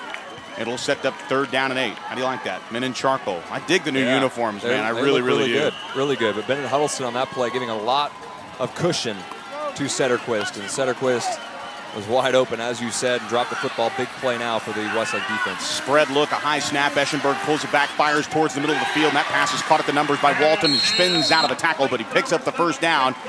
Converging on the far side was Aidman along with Rhodes' leg, and he just spins his way out to the 47-yard line. Good enough for a first down inside Chaparral territory to the Shap 37-yard line. First down and 10 with 63 seconds. Now rolling here to the near side, looking, firing, has a man, and that pass is overthrown, intended for, once again, Ben Setterquist, and Setterquist could not come up with it as it was too high. Eschenberg not missing a lot tonight, but that time that ball sailed. Yeah, if he had held on to the ball maybe a split second longer, he would have seen Jake Walton break wide open on the corner route. But I tell you what, these Bowie receivers, you can tell how well coached they are because they really find the openings in this Westlake defense. Very impressed so far by the skilled players on Bowie's offense. Second down and 10 following the incompletion. Now rolling to the Bowie side of the field, stopping and popping back towards the Westlake side. And that pass is caught on the far side by Mac Magara in front of Rhodes' leg. A nice pickup there. Once again, misdirection. And I really like the patience and the protection here as he rolled towards the Bowie side, looked back towards the Westlake side to find Magara wide open for a 13-yard pickup at a first down. And that is a college-level throw right there. You see him set his feet and just fire. And I tell you what, Magara was probably the most covered receiver on the field, but a good throw. Eschenberg avoids the blitz, now steps up, rolls here to the near side, backs up and throws the ball here incomplete to the near side. And a huge blitz picked up nicely, but a flag has been thrown. We might get a chop block here, depending on what the ruling might be. Got holding offense, number 73. 10 yards, then play second down. Bill Stefik can read me a bedtime story whenever. I almost expect him to start talking about the plot of The Big Lebowski. That's how much he sounds like the cowboy in Big Lebowski. And then he'll try to sell me a Ram truck after that. Bill Stefik with the holding call as we get the audio for you live on the Time Warner Cable Sports channel. Of course, you're watching the replay. Channel 1509 on the HD tier, 408 on the digital tier. Replaying on Sunday mornings at 9 a.m. On first down and 20, they swing it out here to the near side, and that pass is incomplete. A big break there for Westlake as Steve Johnson had a lot of real estate in front of him. Breckenhager kind of breaking off a tackle there. And I'm really impressed about the matchup here. You talk about how well coached the wide receivers for Bowie are. It's the downfield blocking, too, on some of these swing passes here to the flat. We get a good look at Walton taking on Hager, and Walton doing a heck of a job downfield blocking. And even though Setterquist's stature is slight, he's still taking on those corners with authority. On second down and 20, ball marked at the Chaparral 34-yard line. And now Eschenberger will fake it, play action here to the near side. Now he's flushed right, stops again, now comes back to the near side of the field, has some real estate, looking downfield, has a man, and that pass is overthrown, and it's incomplete. Pass intended here on the near side for Ben Setterquist. So it'll set up third down and 20 here with 33 seconds remaining in the half. 21-7, Bowie with the lead, and you can see now that they've gone specifically to the passing game, John, with not as much time left in the half, you can see Westlake's defensive backfield really holding, and the linebackers doing a good job as well. Exactly. When you know what's coming, it makes it so much easier. That's what's been the problem for the Westlake defense, is that Bowie can hurt you in so many different ways, and you hold your breath when Austin Eschenberg is scrambling around in the pocket, but a good job of the secondary to keep their coverage. Eschenberg trying to fight off the blitz. Hager hits him as he throws the football, and that pass is incomplete. And there looks like there is a cause for at least a flag on pass interference, but the sideline judge here on the near side, and it's Brian Burkhart that's telling us the pass was uncatchable, and that's exactly the case, as Hager absolutely laid out Austin Eschenberg as he let that ball go. 21-7 your lead with 26 seconds to play here, and it's 4th down for Bowie. And if you're Bowie here, you really could just throw this ball to the end zone if you wanted to. Of course, they can still get a first down inside of the 14 as they'll take a timeout. They will take a timeout for Bowie. We'll keep it here before we break it for the half. We bring in our third member of the broadcast crew. Abe's been wandering around the Westlake sideline. The mood's changed a little bit, Abe. Yeah, it has a little bit. And, you know, Westlake has not gotten a turnover, but that roughing the punter on that last play kind of was like a little bit of a turnover. They were able to convert it into 7, get back in this game. Westlake is, you know, they're very familiar with being down double digits going into the half. I'm interested to see how Coach Allman has a plan in the second half. We'll ask them that at the halftime interview. Yeah, they've been a team of adjustments. Of course, their back-to-back wins in Game 2 and 3 of the 2013 season of comeback variety. First over Temple and then again over A&M Consolidated. Right now they're trying to put together that oh-so-important 4 quarters of consistent play. It hasn't happened tonight. Coming up next for the Bowie Bulldogs is, of course, they lead now with 26 seconds to play in the first half. They're up 14 points, but they've got Lake Travis next week. Of course, Lake Travis victorious over Austin High last night, and a very surprising Aiken Eagle win over what normally is a pretty talented Del Valley team. Aiken's, unfortunately, that bottom feeder of the District 15 5A, but they are 1-0. And in district play, that is impressive because it's always a fight with the 3 top teams obviously being Bowie, Westlake, and Lake Travis. It's always a fight for that 4th opportunity in the playoffs, and Aiken's with a good opportunity getting their first win, and now a timeout called by Bowie, and it's their final timeout, John. And we offer this opportunity to tell you about a couple of things going on. Of course, next week, Project Purple, and we'll tell you about that as well. But also, we want to tell you about what's going on tomorrow at the Westlake Shap Court. So all of you listening live on KLGO 1490, of course, on the Shap app and at Westlake Nation. Westlake Cheer is hosting the 2013 Spirit Clinic for students in grades K through 5th on Saturday, September 28th. Folks, that's tomorrow from 1 to 4:30. There's no Texas game tomorrow. Of course, if you're John Nidell, you're going to watch every other game, but 1 to 4:30 in the Westlake High School Shap Court. The Spirit Clinic students will learn chants, cheers, and game presence. Then, at the Del Valley game, prior to that game on October 18th, the homecoming game, those participating in the Spirit Clinic will get an opportunity to perform in front of the home fans at homecoming against Del Valley at Chaparral Stadium. If you want to register, there is still time. You can register online at shapscheer.com. How about that? I just did a cheerleading commercial, John. How about that? So first one. First one, absolutely. But absolutely a opportunity for the younger cheerleaders, Pep Squad members, cheering for Pop Warner status, get their opportunity to learn from the high school level children. 4th down, and now Eschenberg's looking. He'll heave it to the end zone. He has a man. It's broken up and batted up in the air, and it's incomplete. Wow. Batted up in the air, and Johnson had a shot on it here on the near side. We'll get a good look at the television replay as Eschenberg had plenty of time. He throws it up for grabs, and it goes off Tate Shaw, off Johnson, and Johnson really the only one with the opportunity to get that tip drill, and it's incomplete. A turnover on downs, and it's Westlake football with 18 seconds.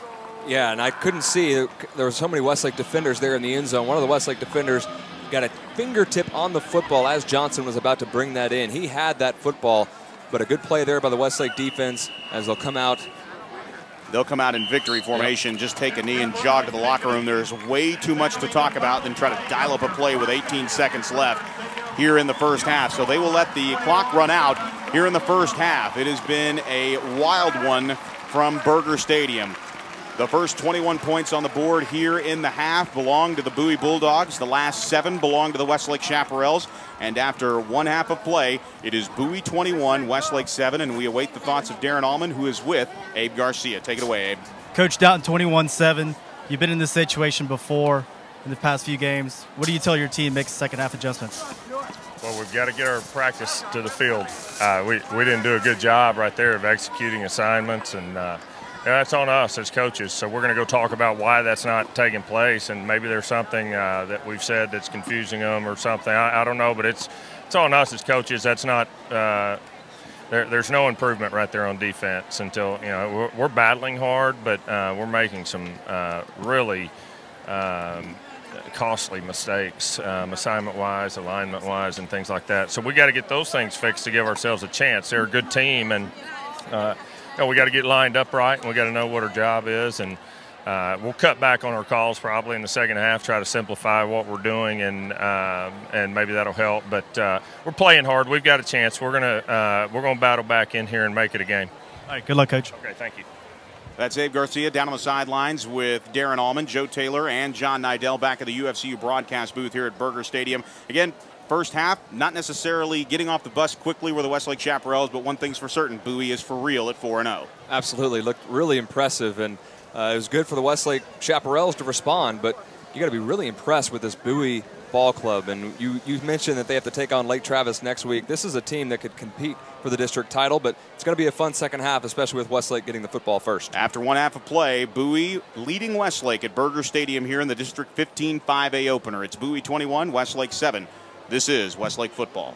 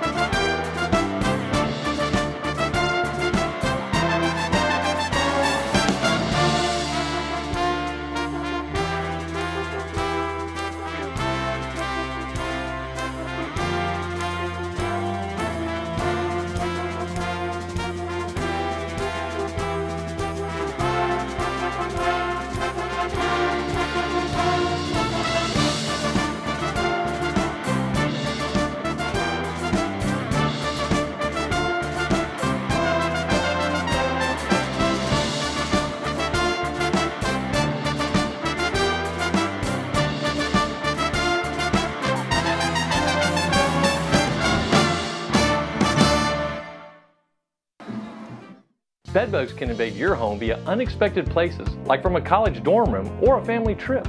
Bedbugs are hard to detect and almost impossible for a homeowner to get rid of themselves. ABC's heat remediation process is the most effective non-chemical treatment available. Heat gets rid of bedbugs in a matter of hours with no damage to household contents. With a single treatment, rooms can return to normal use free of bedbugs. For bedbug problems, call ABC Home and Commercial Services, specialists for your environment.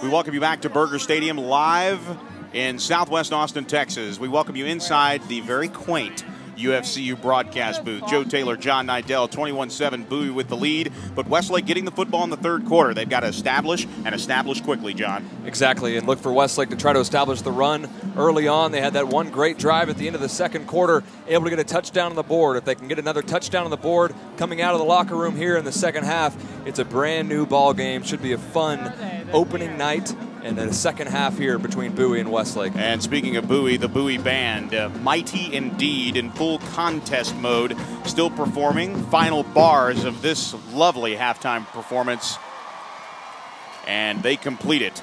We go down to the sidelines and Abe Garcia. Abe, when we look at all the things that are necessary for Westlake to kind of come back in this ballgame, of course, we've seen bigger halftime deficits in Week 2 against Temple, and of course, Week 3 against A&M Consolidated. When you visit with Coach Allman on the sideline, obviously he was more concerned with why his plays weren't getting to the grass and why there was going to be some, oddly enough, there's going to be a little tapering off of some of the play calls to simplify things. What's the mood on the sideline? Well, the mood on the sideline, they were ready to go here, and you could tell by Jordan Seaver and Sean Rawlings, two of Westlake's playmakers, walking by themselves, kind of talking it over. They look intense. They're ready to go. They're getting the ball first. Very key drive for Westlake here. If they're able to get on the board, it's only a one-score game here. I mean, they did a really good job on, on that last drive against Bowie and shutting down Eschenberger. It's down 21-7. They score on their first drive here. They're still in the ballgame. That's Abe Garcia down on the sidelines, presented by Outlaw Protein and Energy Fuel. And, of course, Joe Taylor, John Nidell up here in the booth. And it looks like some of the humidity has cleared out and a little bit nicer condition here in the second half. The ball hasn't necessarily been the problem. The wet turf, obviously, the field turf here draining and draining well from the earlier showers that we saw in the pregame festivities, John. If there's one thing you can point out, obviously both quarterbacks well protected. We haven't seen any major problems there. It's Westlake's defense has got to make a move on Eschenberg, and we saw that he's gotten popped late in the half. We'll have to see how he answers, but it is the quarterback on the other side of the ball. Jordan Sievert, he's got to come out and come out hot. Yeah, we saw a better Jordan Sievert in that last drive of the first half, but early in this game, the passing game has certainly struggled. It's been out of sync, but big drive here for the Westlake Chaparrals. And I tell you what, Westlake, no stranger to being down at halftime. This is the 5th game of the season, and this is the 5th game they've been trailing at the half. So they are familiar with it. They've come back a couple of times after being down, and they're going to have to do it again here to start 1-0 in district play. Both of these teams going to fight hard here in this second half to get that one win. Well, we can hear some of the music playing here, the Stars at Night. And right now we don't see any stars because of the cloud cover, but it is a fine night for football. Let's take a look at some of the first half stats as we welcome you back to Burger Stadium in Southwest Austin here as the Bowie Band exits stage right. 21-7 your score, 220 yards through the air for Bowie, 130 on the ground, 350 total yards of offense to Westlake's 157. No turnovers in the ballgame. Penalties a big deal, including the 15-yard roughing the punter penalty. That's the highlight flag in the first half for Bowie in the second quarter that sparked the drive. An 8-yard touchdown run by Alex Chavez, the only score for Westlake in the first half, but they will get the ball back, and it will be Malik Jacobs along with Sean Rawlings, and on the far side, I believe Alex Chavez, or Ben Slaughter actually, on the far side of the field. And it will be Flanagan to kick it off here. The junior missed a field goal early on, but he's perfect on extra point tries. And he puts his right leg into this one from right to left from our vantage point on the home side. But as you can see on the television broadcast, it is left to right. And Malik Jacobs will take a knee after catching it 9 yards deep. Malik, a newbie to the return team, averaging 27 yards a return. And he's made 2 of them, both of them spectacular as he's able to get past the 20-yard line. But 9 yards deep, not even his speed. But Westlake will scrimmage from their own 25-yard line in the white jersey tops with blue numerals, the red pants, silver helmets with the red Westlake block W on the side. Bowie in the charcoal gray and with the sweat almost black, and whistles early here as it'll be a false start for the offense. Bill Stefik, our referee. Offense, first down. And it is a 5-yard penalty, which will take it back to a collegiate and NFL touchback. But they'll have to get those 5 yards back. It'll be first down and 15 from the Chaparral 20-yard line. 2 wide receivers to the Westlake side of the field, 1 here to the wide, 2 here to the wide side. Now looking here to the near side, that pass is caught by John Rhodes. Rhodes at the 26, trying to still stay on his feet. Bounces off 2 tacklers, spins out of another, and works his way to the 30-yard line right in front of the Bowie bench. An excellent job there. Wrapping up, A.J. Lionberger is the one that actually came in and delivered the final blow on Rhodes, but not before he picked up 10 yards. It'll be second down and 5, and a big 10-yard pickup there. Rhodes splits out here to the Bowie side of the field, 3 wide receivers to the Westlake side. Now looking, Rhodes again, second straight catch, and he makes the grab at the 34-yard line, and that's where he will be brought down. His forward progress there, and give credit to Pedro Martinez. No, not the pitcher, the safety here for the Bowie Bulldogs, as he's corralled is Rhodes at the 34. And you'd like to see that route run just a yard farther, and you'd like to see when he makes the catch to immediately go upfield. He took a little bit of a step back in the other direction as it now brings up a 3rd and 1. 3rd down and 1 inside 11 minutes to play here. 21-7 opening possession of the 3rd quarter. They load the box on the power I. The give to Alex Chavez, and he has plenty of yardage as he spins his way out to the 38-yard line. That's where he will be brought down. The clock will stop momentarily as the chains move. Nice run there, just right between the guards and tackles on that right side, John. Yeah, and you saw the push there on the right side of the offensive line. Will Copa, Jordan Edgar, Bobby Dwyer at the center position. Good job there to create the space for Alex Chavez. Pistol formation with Kinney flanking Jordan Siebert. Ben Slaughter in the ballgame. 2 wide receivers to the Westlake side of the field. They hand it off to Slaughter. He's trying to bounce it outside. Takes on 1 tackler inside the left hash mark and falls forward to the 41-yard line. Nice job there by really A.J. Lionberger was the only one that had a shot at him, but it was actually Zach Velasquez that made the tackle. Lionberger coming up at the end of that play as he was kind of blocked out of it. Good play in the open field by Velasquez. On 2nd down and 7 after the 3-yard gain, a clap of the hands by Jordan Siebert. His team down 14. Rawlings and Elliott here to the Bowie side of the field, 1 receiver to the Westlake side. On 2nd down and 7 as the chaps move left to right on your radio dial. Firing over the middle. That pass is caught by Zach Dansby for a 1st down inside Bowie territory down to the 43-yard line. And a big pickup for Zach Dansby at 6'5". Nice pickup of 16 yards and a 1st down. And a great job there by Jordan Siebert to stay calm as a blitzer right up the middle came free. And he just threw the ball off his back foot right to Zach Dansby for a big game. 16 yards, 1st down and 10, Bowie 43, 2-step drop. They throw it to the far side of the field. That's in front of the Westlake bench. John Rhodes again open on that hitch pattern just outside the numbers. They found something in the soft coverage on that far side, John. The 3rd catch for John Rhodes, and he's got positive yardage down to the Bowie 39, a 4-yard pickup on the catch. And he can just box out the corner at 6'2", 215, by far Westlake's most physical receiver, and they've shown it so far on this drive with 3 catches already. Power I look, Kinney in front, the toss here to the near side. Slaughter's got it with blockers, including his quarterback. Slaughter inside the 35, inside the 30, down to the 25 as he's roughed out of bounds inside the 20-yard line, make it the 22-yard line. And Slaughter refusing to go down after a big pickup there of 17 yards and a 1st down. Yeah, that's just a patient run there by Ben Slaughter. Really impressive the way he allowed Jordan Siebert to get out in front of him, waited for the block, got the block. Good job there by Siebert. And Slaughter sprung free for a 1st down, but a nice patient run there by the senior tailback. And now Latham checking in late with a play. He'll come on as the 4th wide receiver in the formation. Shotgun set here with Slaughter. Now Jordan looking, firing over the middle, and that pass is batted down, intended for Patrick Elliott. So it's an incomplete pass and a nice play up front on the defensive line. And one of those linebackers just read Jordan Siebert's eyes and got in the way right in the passing lane and batted that ball down to bring up a 2nd and 10. Latham off, Chavez on. He'll line up as the deep back here. Jordan telling him to back up a little bit more. Lining up in a pistol formation with Keeney, who has 2 touchdown grabs to his credit as the halfback. The give to Chavez following Keeney. Chavez popped inside the 18-yard line, but he falls forward to the 16-yard line. A 5-yard pickup for Alex Chavez, and you can see the tempo starting to increase, especially on the offensive line. Yeah, this drive has looked good. Westlake has come out, and unlike the first half, they look like the aggressor in the 2nd half. So we'll see here on the 3rd down and 5, a huge 3rd down for the Westlake offense. If they don't get it here, you got to assume they kick the field goal. But certainly you want the touchdown to cut this lead to 7. The football rests at the 16-yard line inside the Bowie hash mark here on 3rd down and 5. Westlake trailing by 21-14. The handoff goes to Chavez. Chavez with the give up the middle inside the 15 down to the 14-yard line, and he's dropped there. So a little hitch there, but the low snap kind of threw off the timing barely. But it looks like a Bowie player is coming out of the bottom of that pile, hung up a little bit. He's going to walk it off, and he'll stay on the field trying to get a good look at who that is, and it looks like it is Pedro Martinez. He's going to jog off the field in favor of Andrew Boutron, the junior, who had 6 total tackles. He's caused a fumble, and it will be Westlake going for it on 4th down and 3. The ball at the 14-yard line. Westlake needs the 12, about the 12.5-yard or 11.5-yard line.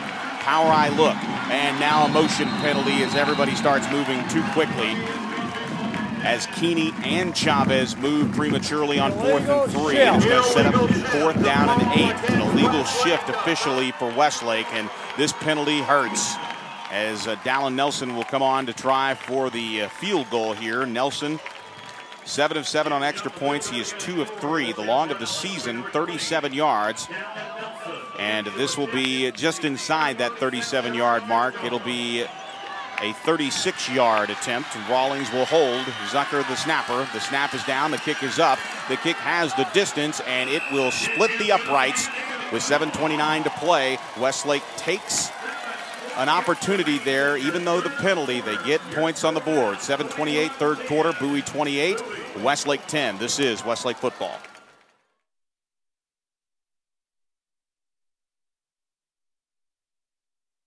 For 102 years, the Coverts have set the standard for car dealers in Central Texas. Hi, I'm Jenny Covert, and your parents, grandparents, and even some of your great-grandparents have shopped with my family. Our service, our inventory, and of course, our low Covert price are the reasons over 1 million customers come back again and again. We want to be your car dealer. Let us prove it. Covert Auto Group, Austin, Bastrop, and Hutto.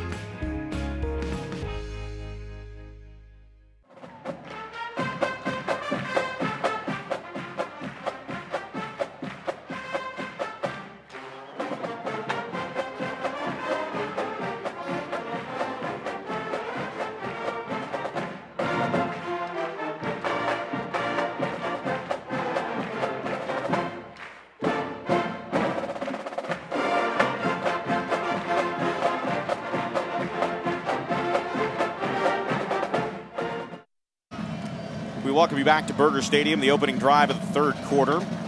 Brought to you by Drury Roofing. It rained earlier, so make sure you check your roof. If you've got a leak, call Drury. Or click their Facebook page, facebook.com/Drury Roofing, D-R-U-R-Y Roofing. 11 plays, 75-yard drive, a 36-yard field goal by Dallin Nelson. And Westlake on the board. Nelson to kick it off. And it'll be a spiraling punt that'll stay low. Bounce at the 20. It's a live ball at the 20. Now picking it up and trying to stay out of the way is the Bowie receiver, Connor. And it looked like Connor Flanagan. Not too sure why he. I'm actually looking down there, and it looks like it will be not Connor Flanagan. That's the kicker. It looks like number 13, and that's Pedro Silva. Silva just remaining focused as the short kickoff just spirals to the 30-yard line. And it will be 1st and 10 for Bowie. Bowie up 11 points here in the third quarter. Their first offensive possession here in the second half. Eschenberg roughed up a little bit there by Breckenhager at the end of the half, and he'll be on in the pistol formation to give to the running back across the 35-yard line, Cole Myers. Myers out past the 35 to the 36-yard line. A 6-yard pickup as Myers gets a step back out of the halftime break. And that's 4 or 5 yards after first contact, which Westlake defense got to wrap up and take the guy down, and only stop him to a short gain on first down, but they don't do it there. And now a quarterback keeper, good blocking up front, but Aidman gets a hold of Eschenberg, drives him backwards once he reaches the 37-yard line. So it'll be a gain of officially 1 on the play to set up 3rd down and 3 here. Nice wrapping up there by Daniel Aidman.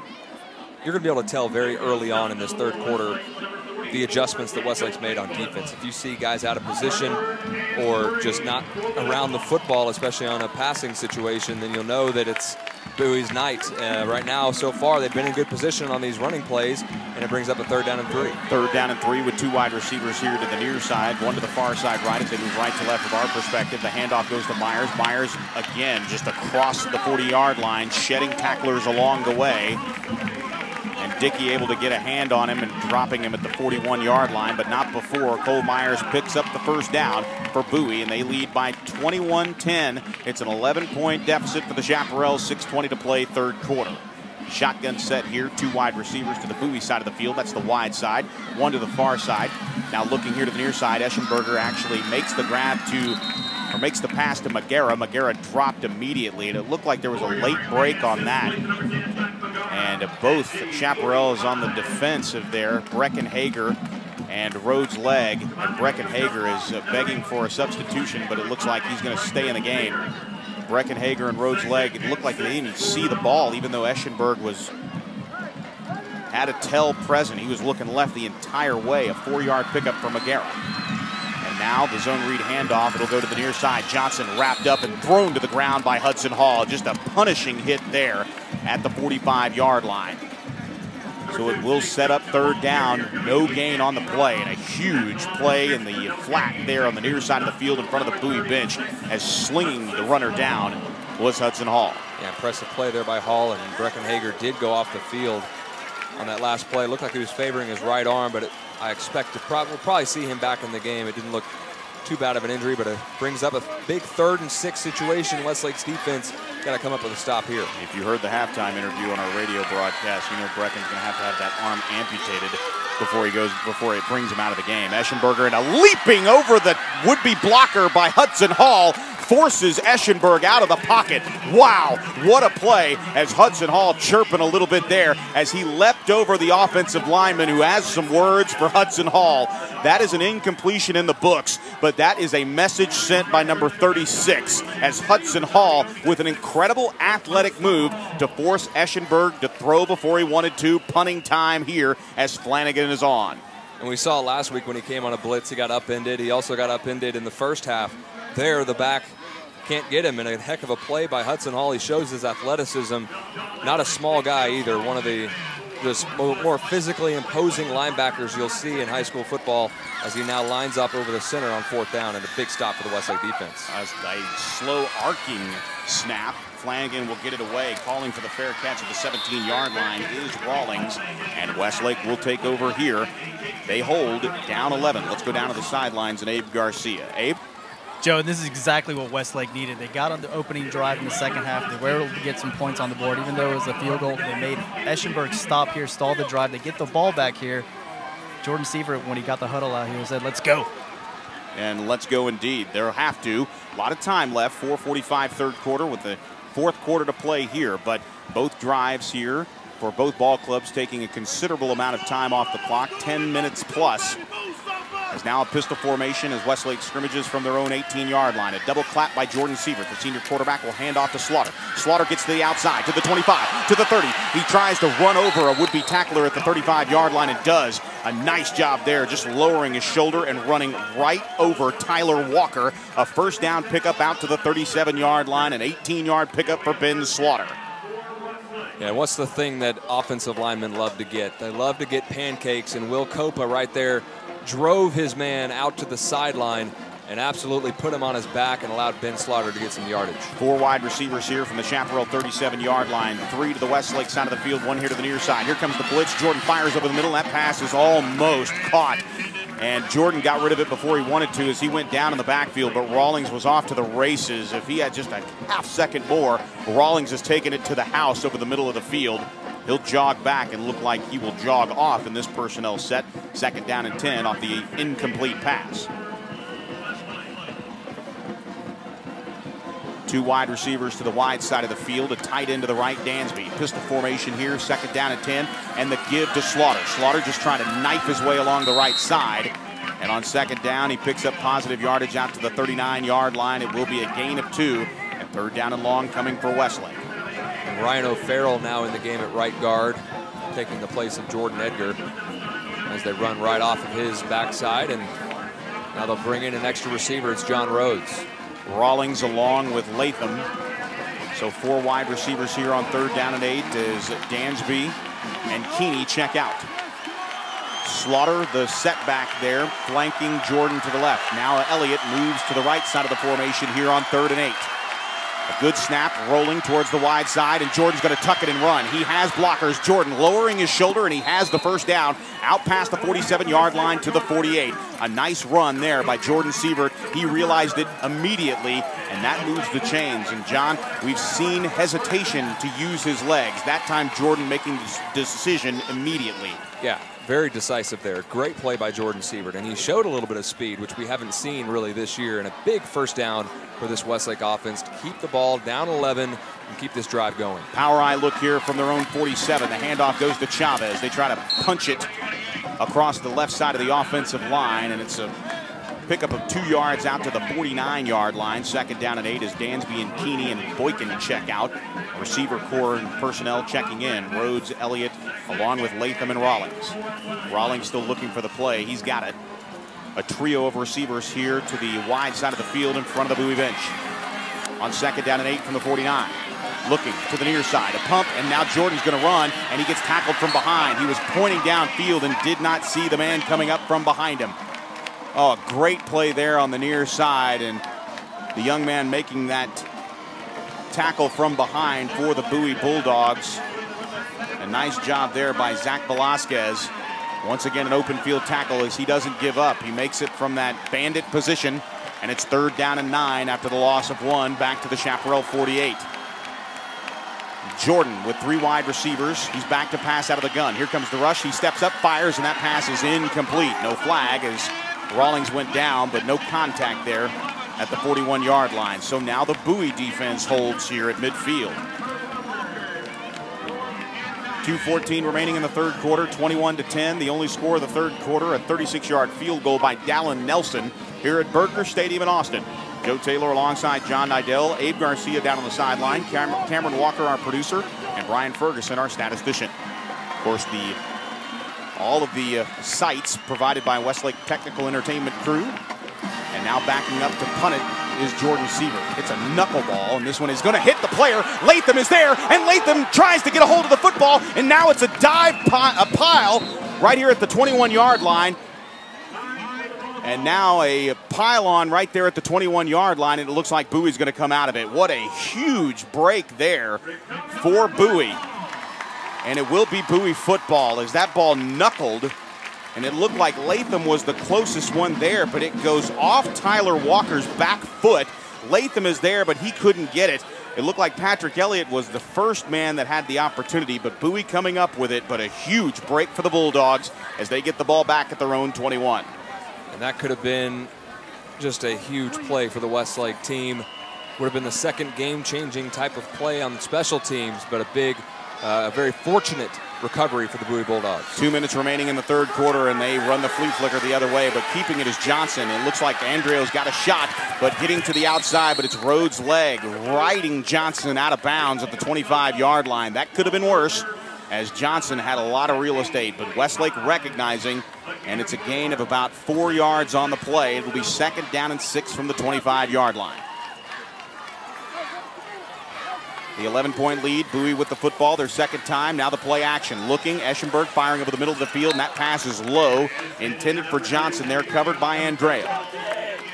Yeah, initially here he wanted to go to the near side. Jake Walton and also Ben Sederquist out in their routes, but couldn't find him.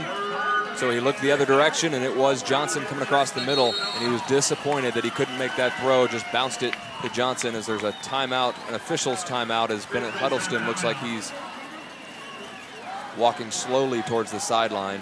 And he's doing it under his own power. The trainer's not coming out to tend to him just yet.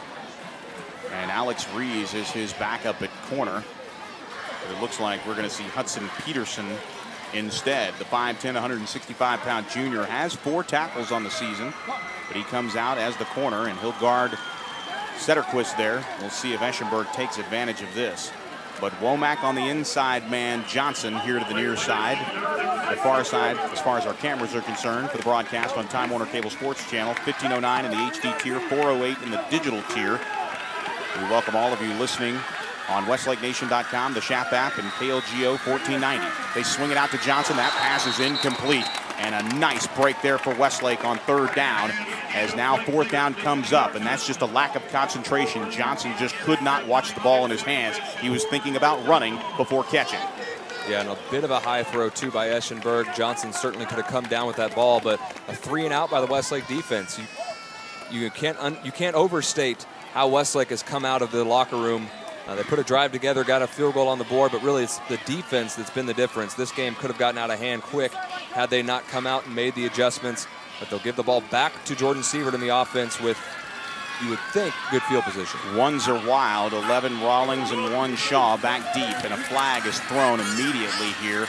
Shaw's going to catch it and run it at his own 40. Shaw with a break at the 50 towards the Westlake sideline at the 45. Still down the left sideline inside the 35-yard line, down inside the 30-yard line, and a flag comes in by the linesman at the end of the play.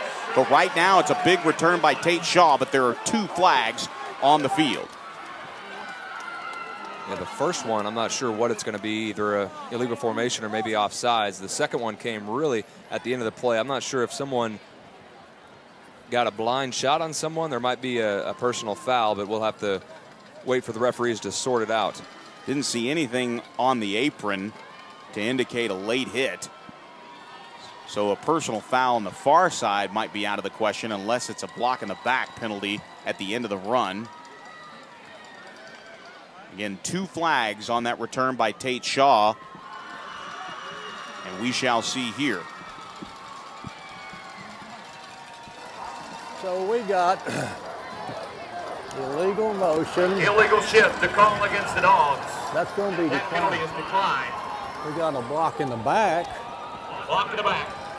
That's going to be accepted. Westlake. That's going to be accepted. Well, a man of few words, and those few words definitely cherished by us in the broadcast booth, to put it simply. It does negate a positive return for Tate Shaw, and they will take it. It winds up being pretty good, about a 14-yard swing out to the 46-yard line along the left hash. But it'll be first down and 10 in good field position here with Westlake down 11 in the pistol formation. Elliott and Rawlings line up here to the Bowie side of the field. That's the wide side. A tight end to the short side of the field. That's Dansby. 1:28 remaining in the third quarter. Here comes the blitz from the weak side. They try to pick it up, and now stepping over would-be tacklers there is Alex Chavez as he dives forward to the 45-yard line. A pickup of 1. Second down and 9 coming up. And just a little clarification on that last play. Westlake, instead of having Bowie re-kick it, because they could have, both penalties could have offset, Westlake decided to decline the illegal motion penalty.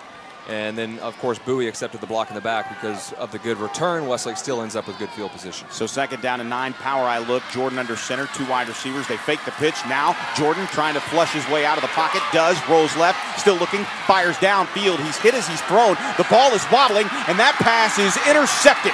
It's intercepted at the 14-yard line, and it's Bowie football. And I'm not too sure what happened to Jordan. It looked like he just couldn't get his arm through the throwing motion, and it made the ball float like a duck in the air, and it came down in the hands of the Bowie Bulldogs.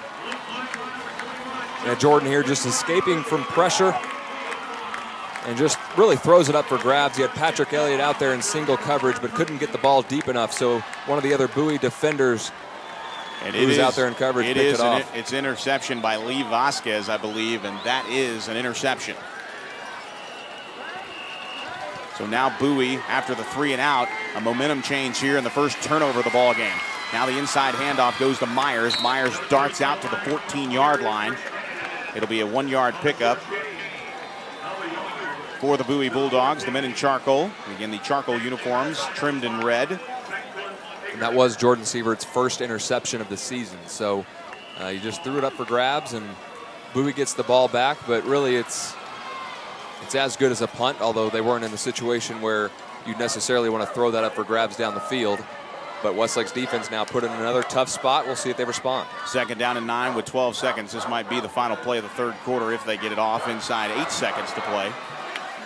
And now the zone read, and Eschenberg's going to keep it right up the gut. Luke Womack there, and Hudson, no, make it Gabe Duran, throws him down at the 19-yard line, but it's a pickup of 5 yards, third down, and that will do it for the third quarter. Again, after 3 quarters of play, Bowie unable to get on the board. They still have 21, but 3 points on the board for Westlake, and we will take a quick timeout. Back in 60 seconds for the fourth quarter. This is Westlake football.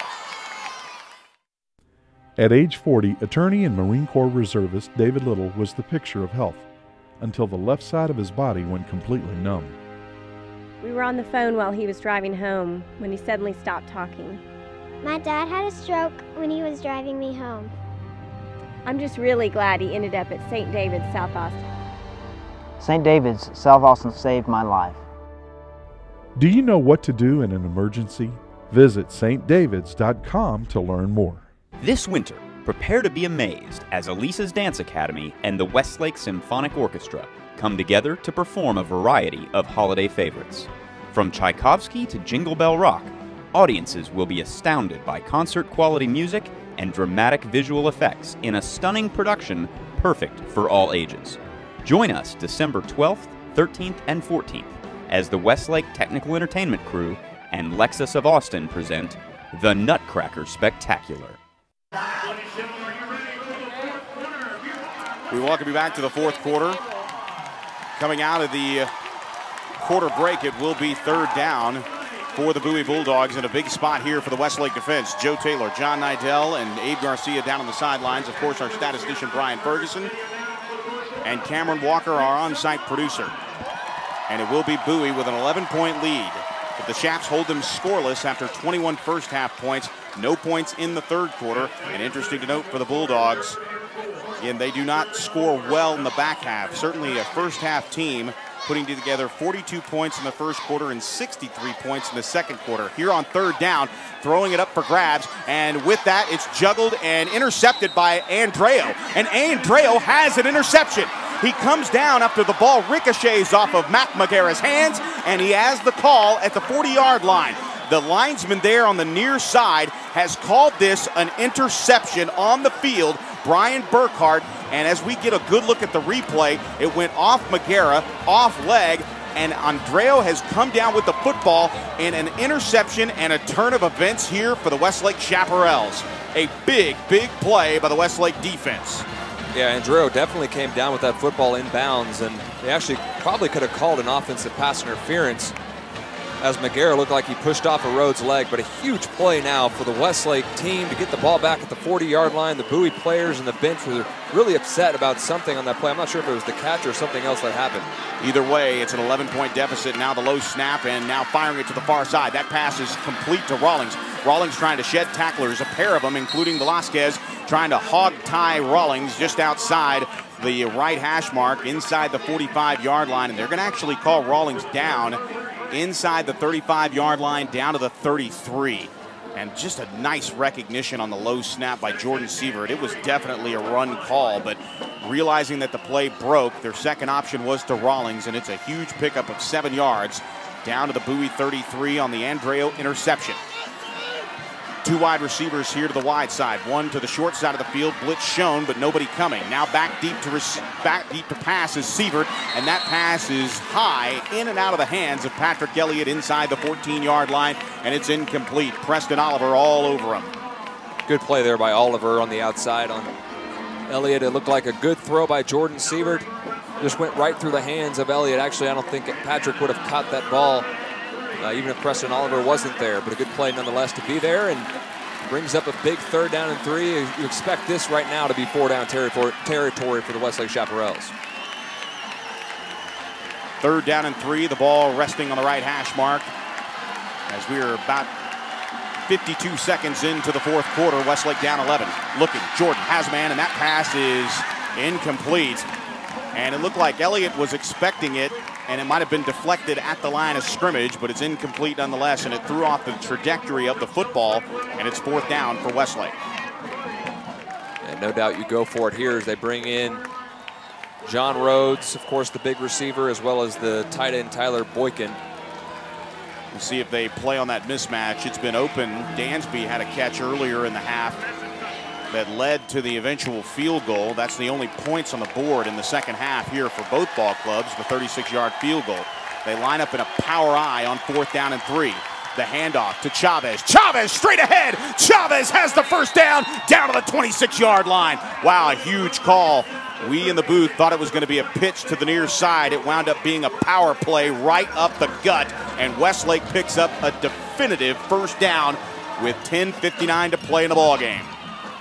Yeah, really physical play there by the Westlake Chaparrals. The line doing a great job of opening that hole for Alex Chavez. First down and 10. Now they toss to Chavez, and Jordan out in front. Chavez just outside the right hash mark, inside the 20, still on his feet, and he could go, and he does. Chavez from 26 yards out, his second rushing touchdown of the night, and Westlake has scored. Touchdown, Tex-Mex, touchdown, Alex Chavez. What a run there by Alex Chavez. You see him shake off the defender. A broken tackle, and he bounces it to the outside, shows a little speed of his own, and a huge, huge touchdown there for the Westlake Chaparrals with 10:42 left in this ball game. The offense is going to stay on the field. They're going to move the ball to the right hash mark, and they will go for 2 to try to cut this to a 3-point deficit. But what a response for the Westlake Chaparrals off the turnover. A big, big play, and you mentioned the downfield blocking, huge downfield blocking for Chavez, as he was able to get out of the initial rush. Here's the 2-point conversion. Back to pass is Jordan. Jordan with time fires to the near side, and that pass is, almost caught. Oliver was there, and it looked like it was a back shoulder throw. Rawlings tried to adjust, and he is smacking his helmet as he knew he had a shot at it. We get a good look on the television replay, and he just misses coming up with it. He actually made the grab, and the fall to the ground jarred the ball loose. So with that, 10:42 to play in the fourth quarter. It is Bowie 21, Westlake 16. We will stay here and go to the sidelines. Abe Garcia, a little bit different mood there, even following the missed two-point conversion try. Much different mood down here, Joe. It's pretty electric down here. Bowie's sideline's actually pretty quiet. As Alex Chavez was running that 36-yarder, the whole sideline was following him down, cheering him on. This is another comeback possibility for Westlake. That is Abe Garcia down on the sidelines. Again, Dallin Nelson will kick this one off from his own 40. 10, make it 9 unanswered points.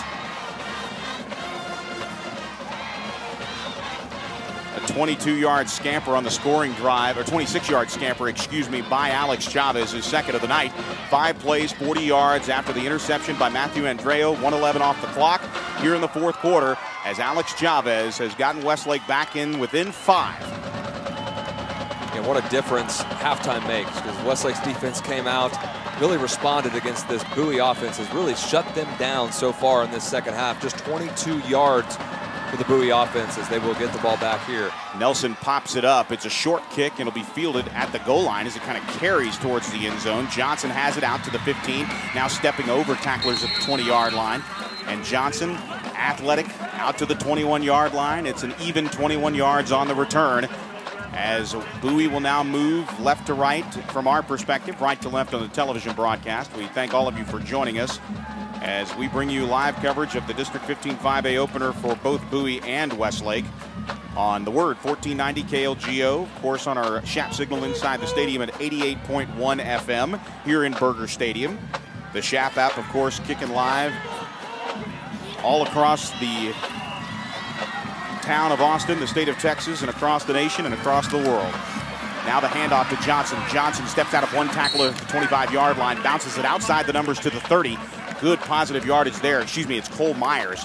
And Myers really showing that that earlier injury in the first quarter is not bothering him at all. He picks up 9. Make it 8, actually. Actually, 9 yards is the official mark there as we get everything set on the far side, right at the Bowie 30-yard line.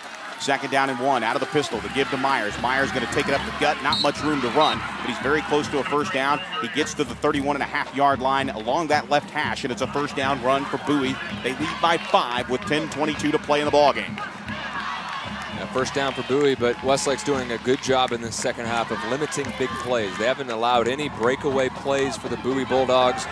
We'll see if that continues here. First down from the 32. 4 wide receivers in the formation, and now that pass fumbled by Eschenberg, and Eschenberg is wrapped up by Hudson Hall, and he's going to feel that one as Hudson Hall wraps him up for a big loss down to the 29-yard line.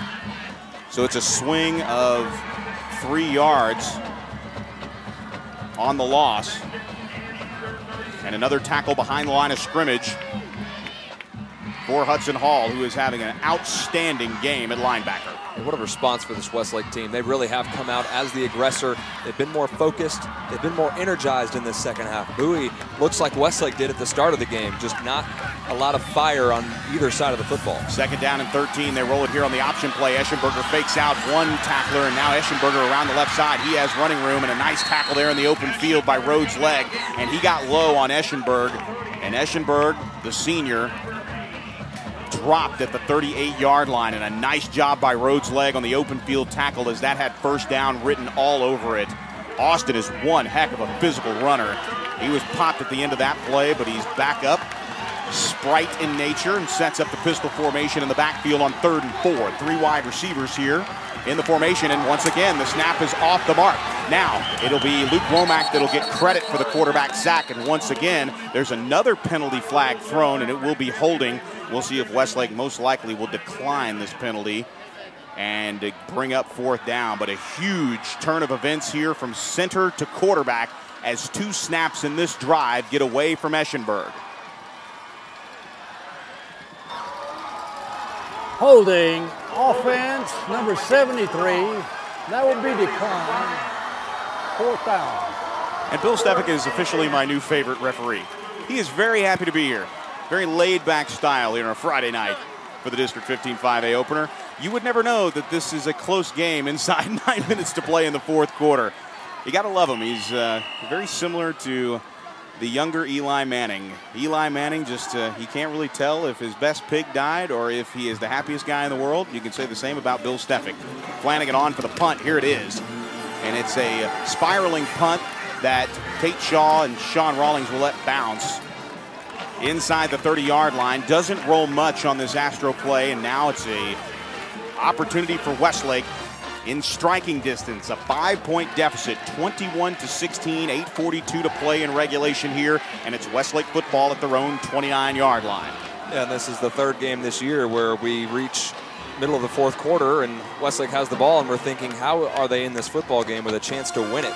They came back against Temple and against A&M Consolidated, and right now they have a chance to take a lead in a game that they were down 21-0. Two wide receivers here to the wide side of the field, and they fake the handoff. Now play action, pressure coming, and that pass is incomplete.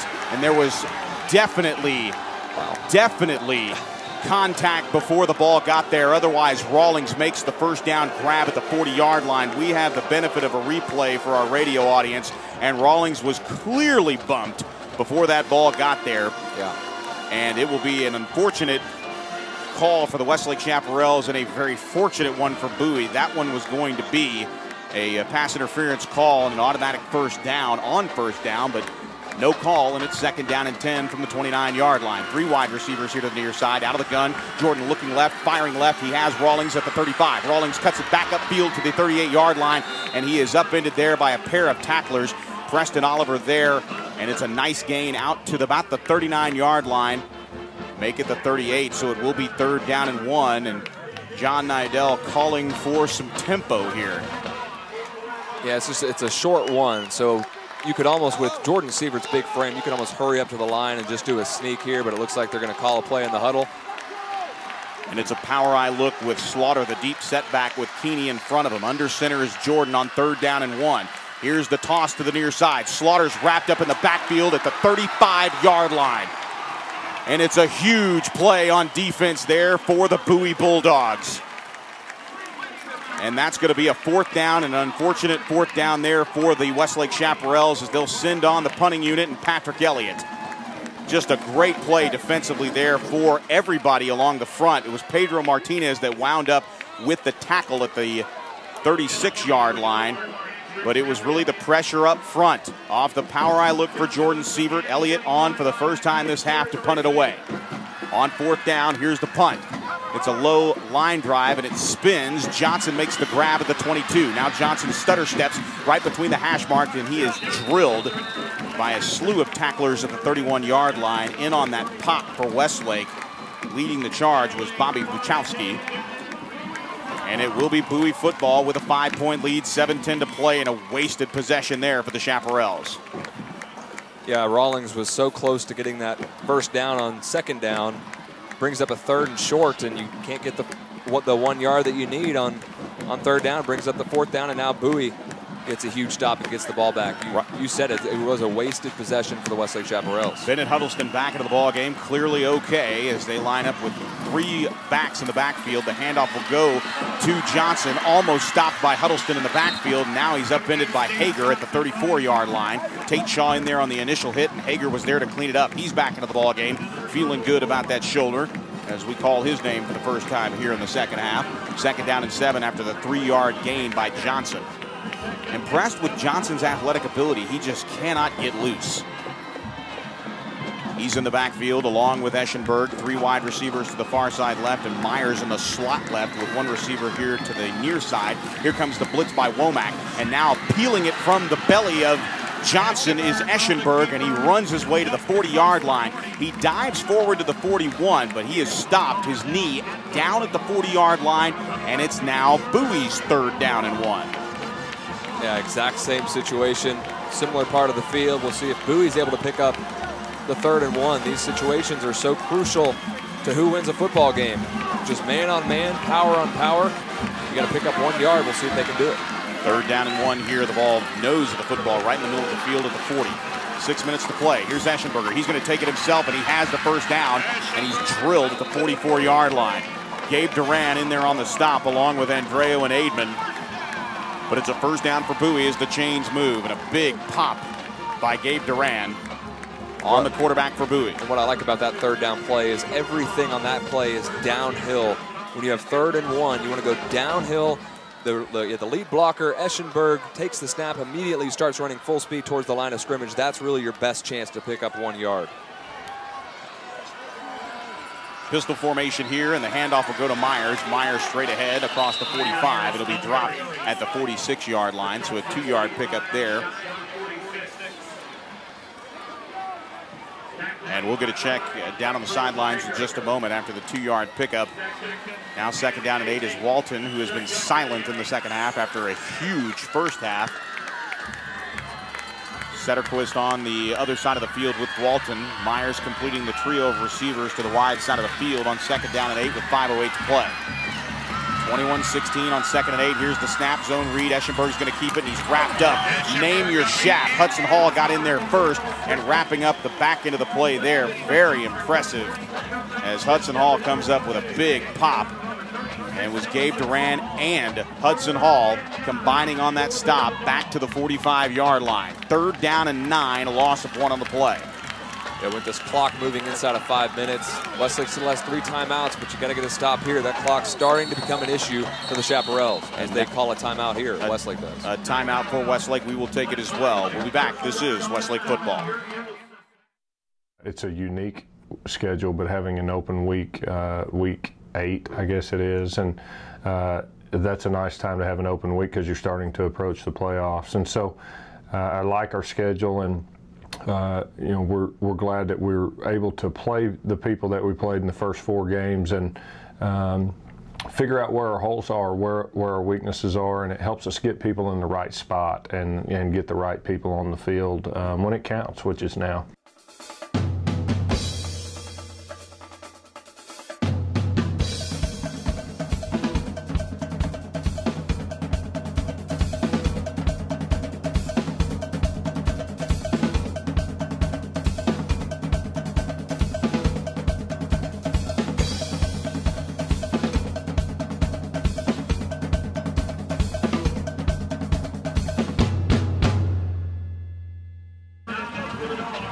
Welcome you back to Burger Stadium. It is a thriller. 9 points on the board in the second half after Bowie led 21-7.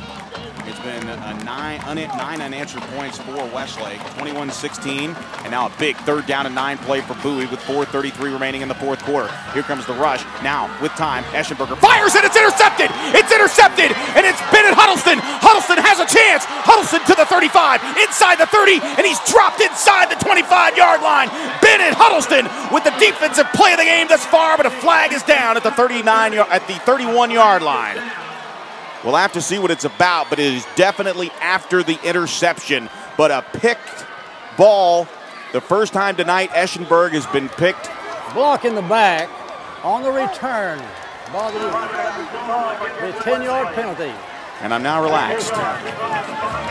But a big play there for Westlake. An interception by Bennett Huddleston, epic field position.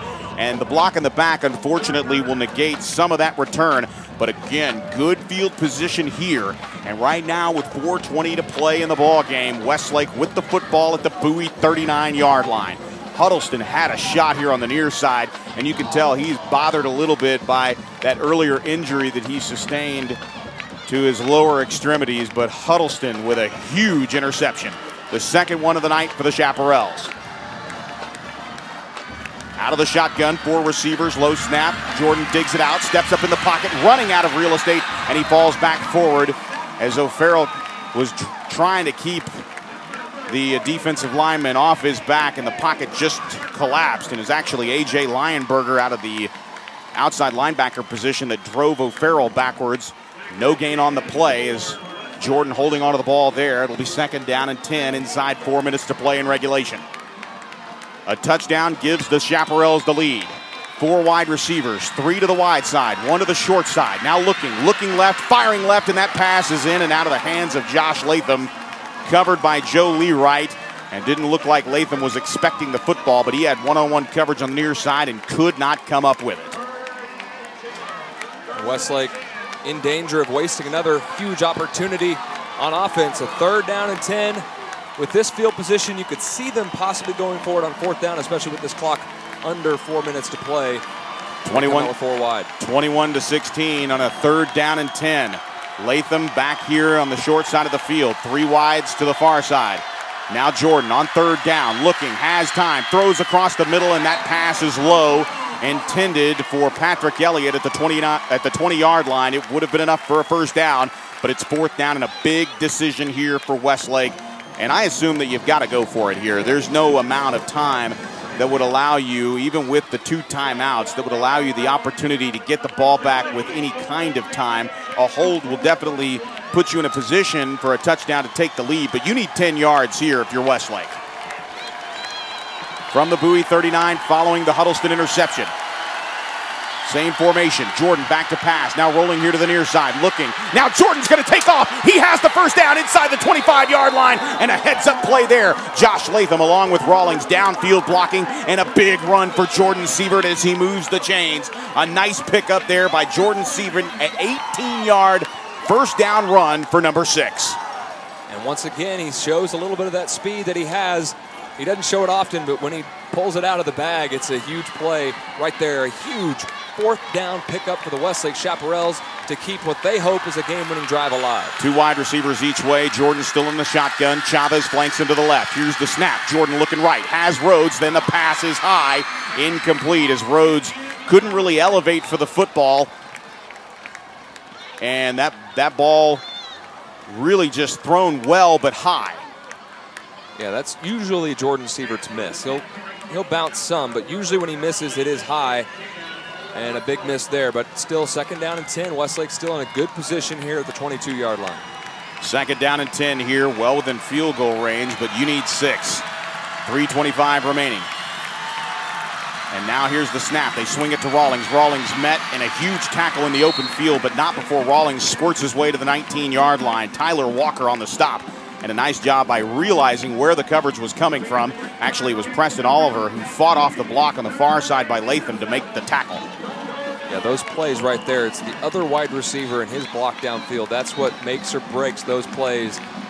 And couldn't get the block there on that side of the field, and brings up another big 3rd down and 7 in 4-down territory for the Chaparrals. 2 wide receivers to the wide side of the field, 1 to the right. Kinney in there to block. 3rd down and 7.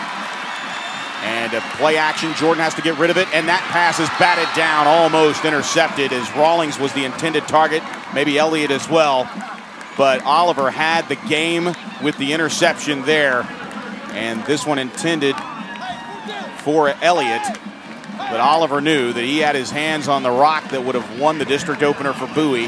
2:44 remaining in the ball game. Westlake with another 4th down and 7 try. They picked up 18 on 4th and 10 to keep the drive going. Can they pick up 8 to move the chains inside the red zone from the 19-yard line? 4th down for Jordan Sievert. 2-step drop. Jordan looking over the middle, and that pass is incomplete, intended for Elliott. Contact before the ball got there, no flag. Bowie Bulldog football here, and we get a benefit of the replay. And it appeared that Lee Wright was there. He made the play. Yeah, it looked like a good play by Lee Wright. There Strong was a little play. bit of contact, but he wasn't playing the receiver, playing the ball. Good play there by the Bowie defense and Lee Wright. And Westlake still in this ball game with 2 timeouts, 2:41 left.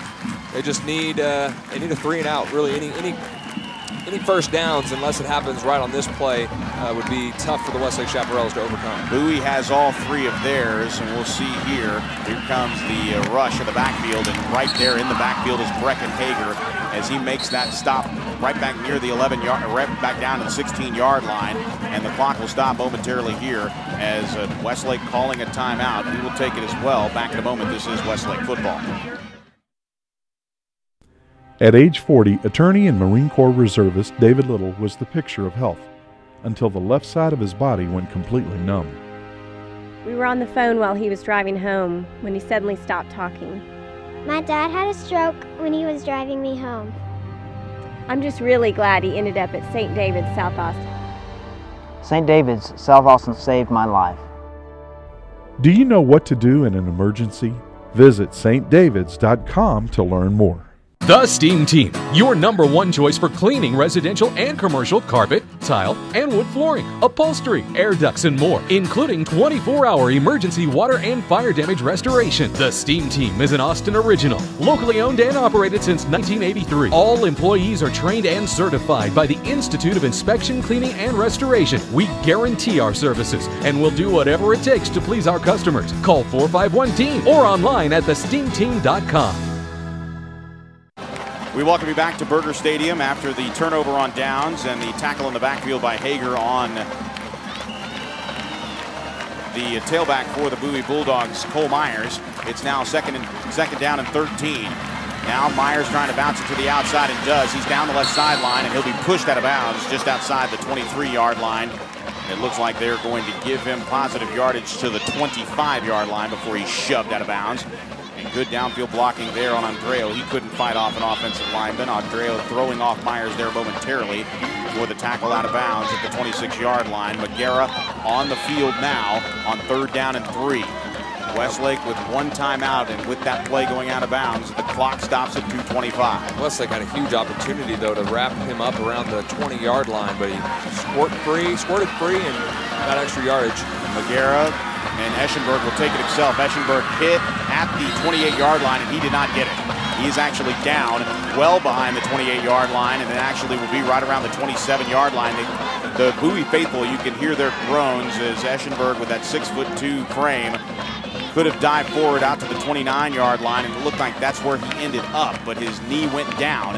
And a very important decision here. You got to punt it away if you're Bowie. You've got to play field position here with Westlake and a timeout to take. Bowie has all 3 of theirs, but you want to make sure that on that 3rd down play, Westlake has not called timeout, so the clock now moves inside 1:50 to play. Yeah, Bowie's going to let the clock roll down and then take a timeout, and then I assume as well that they will punt the football. But you never know with Jeff Abels on the sideline.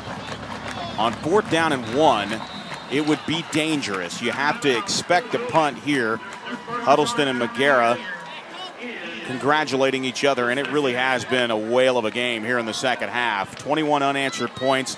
Answering in the second quarter was Chavez with his first rushing touchdown of the night. He picks up another one in the 4th quarter. And a Dallin Nelson field goal sprinkled in there. And that's the difference in the ball game right now after the 2-point conversion try to Sean Rawlings failed. 1:34 to play in the ball game, and Westlake looking to get the ball back, but they've had 2 possessions here in the 4th quarter where they have not been able to move the ball inside the goal line, or at least try to put points on the board. And a Bennett Huddleston interception looked like that was the window, but Westlake unable to turn that turnover into points. Yeah, and fortunately they're going to have another opportunity most likely here, but a big game for both of these teams to start 1-0 in this district where there's really 3 teams that are head and shoulders, what appear to be head and shoulders above the rest. It's so huge not to start out with a loss because you head on into district play. You know Bowie's going to play Lake Travis, but after that, can you really expect them to drop another game? Probably not. They didn't last year, and they rode it all the way to an area title game that ended their season in 2012. They were finalists, losing only to Westlake and Lake Travis last year in district play. They would wind up 4-2. They'd run the table. They'd beat the teams they're expected to beat as one of the top flight teams. But Westlake, with nobody back, has to expect a sneak, and they're going to sneak. And Eschenberg picks up the first down to the 31-yard line. And Westlake has got 1 timeout left, and they'll have to take it here. 90 seconds left in the ball game, but Eschenberg with a huge quarterback sneak. And John, you called it, and that might be the nail in the coffin here, provided there is not another errant snap, and that's something that you have to remember. And now a timeout has been taken. I thought Westlake had actually taken it. We'll go ahead and take it as well. Back in 60 seconds. This is Westlake football. On game days, you see me running out here with close to 100 other people. It's a team effort. It takes all of us to make UT football a success. It's a lot like you and your finances. You need to surround yourself with the best people in the business. That's where University Federal Credit Union comes in. The UFCU team works hard to make sure your financial game plan is always in shape. University of Texas Athletics and University Federal. So close, we share the same name.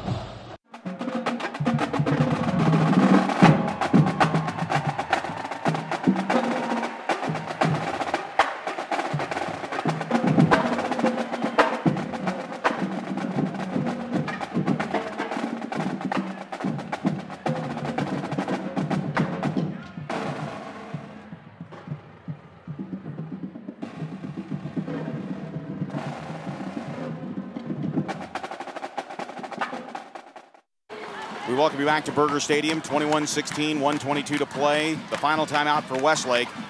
And now you just hope for the Bowie Bulldogs that there is not an errant snap. We have not seen really a snap under center all night. Last possession,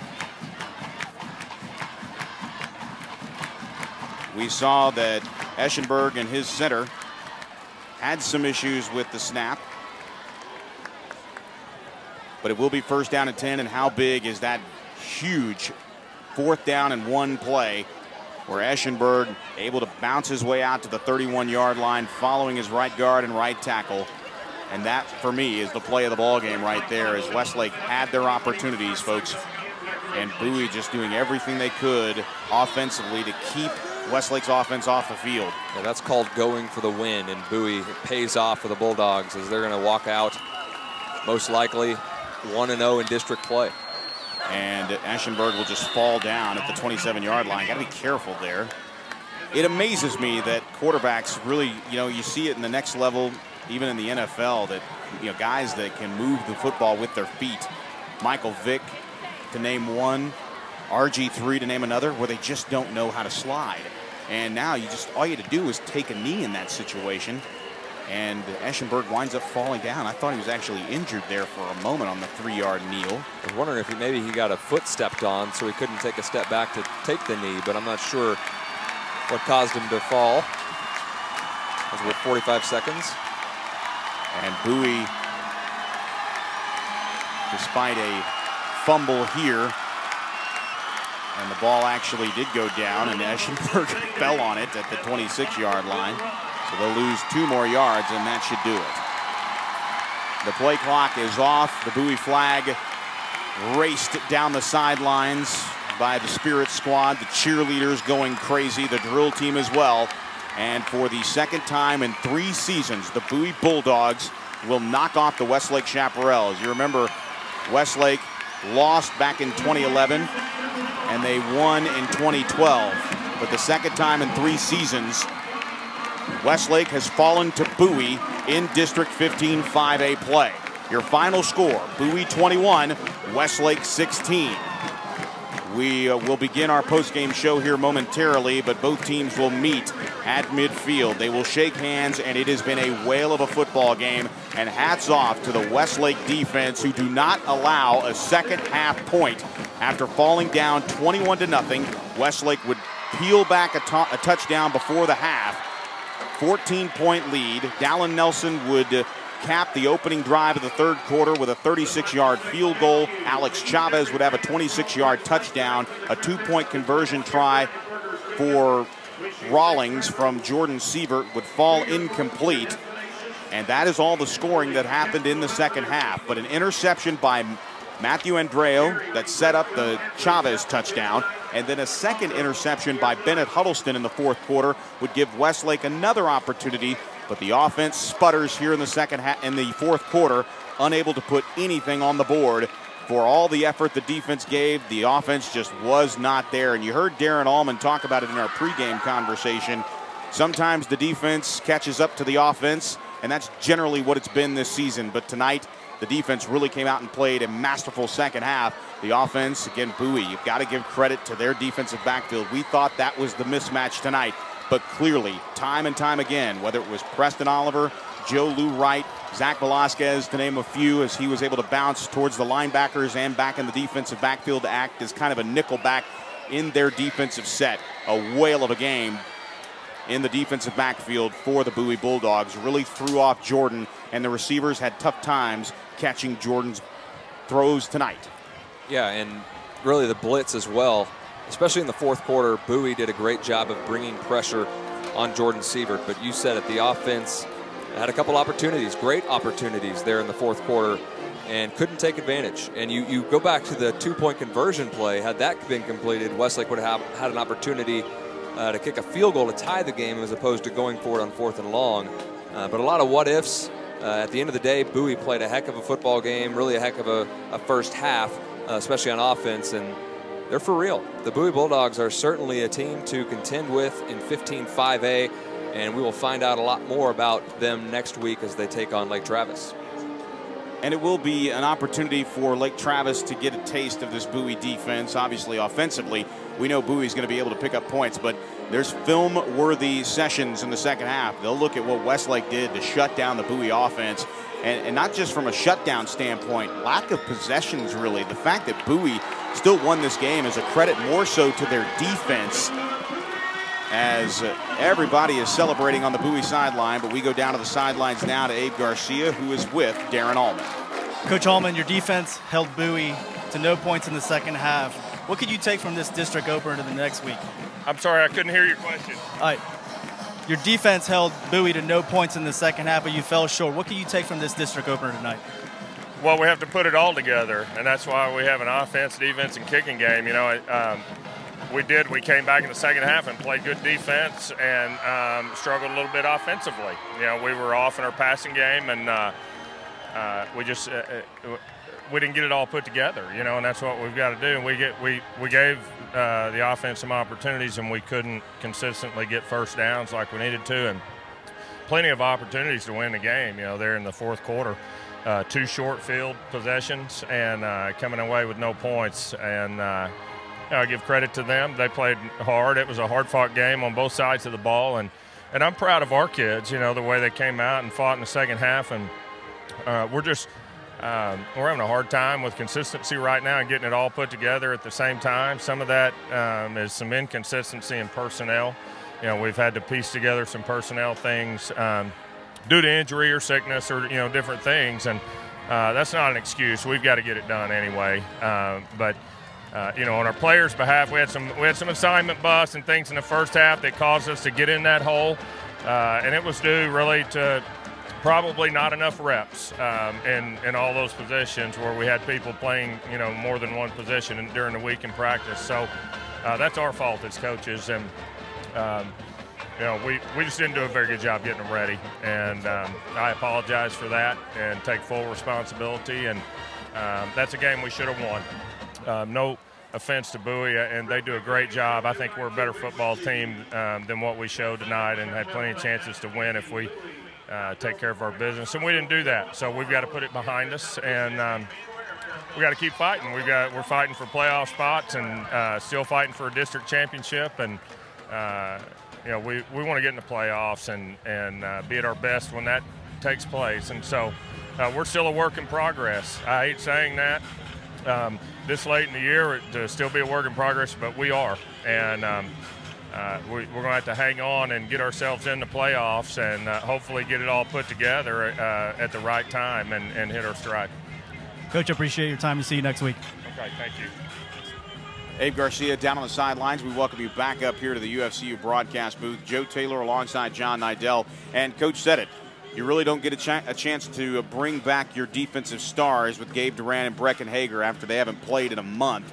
And you look at from the defensive side of the ball, they were able to make the adjustments. And like Coach said, there were chances there in the fourth quarter. A turnover, Bennett Huddleston with the interception. We thought that was going to be that crack in the window that Westlake needed to get back into the ball game and take the lead. But it just wasn't there for the Chaparrals tonight. Yeah, and the offense on those couple of drives, they had their chances, just didn't come through, and there's a lot of things to be taken from this game. You know, Westlake, the adjustments made on the defensive side of the ball are certainly promising. If they can stay healthy, hopefully they can continue that defensive momentum. On the offensive side of the ball, just got to find some consistency and some efficiency. It's a matter of putting two halves of football together. Westlake unable to make the comeback, even though an inspired run there by the defense in the second half. 9 points on the board for the offense, but not enough to get it done. Your final score here from Burger Stadium, it's Westlake falling to Bowie in Game 1 of District 15 5A. Overall record for Westlake falls to 2-3 on the season. And, of course, a perfect 5-0 for Bowie, who head up to Lake Travis a week from tonight. Westlake returns home for a matchup with Aikens. We will have it for you same time, same channel. We thank all of you for watching. Again, the final score from Burger here in Southwest Austin. Westlake falls to Bowie 21-16. This is Westlake football.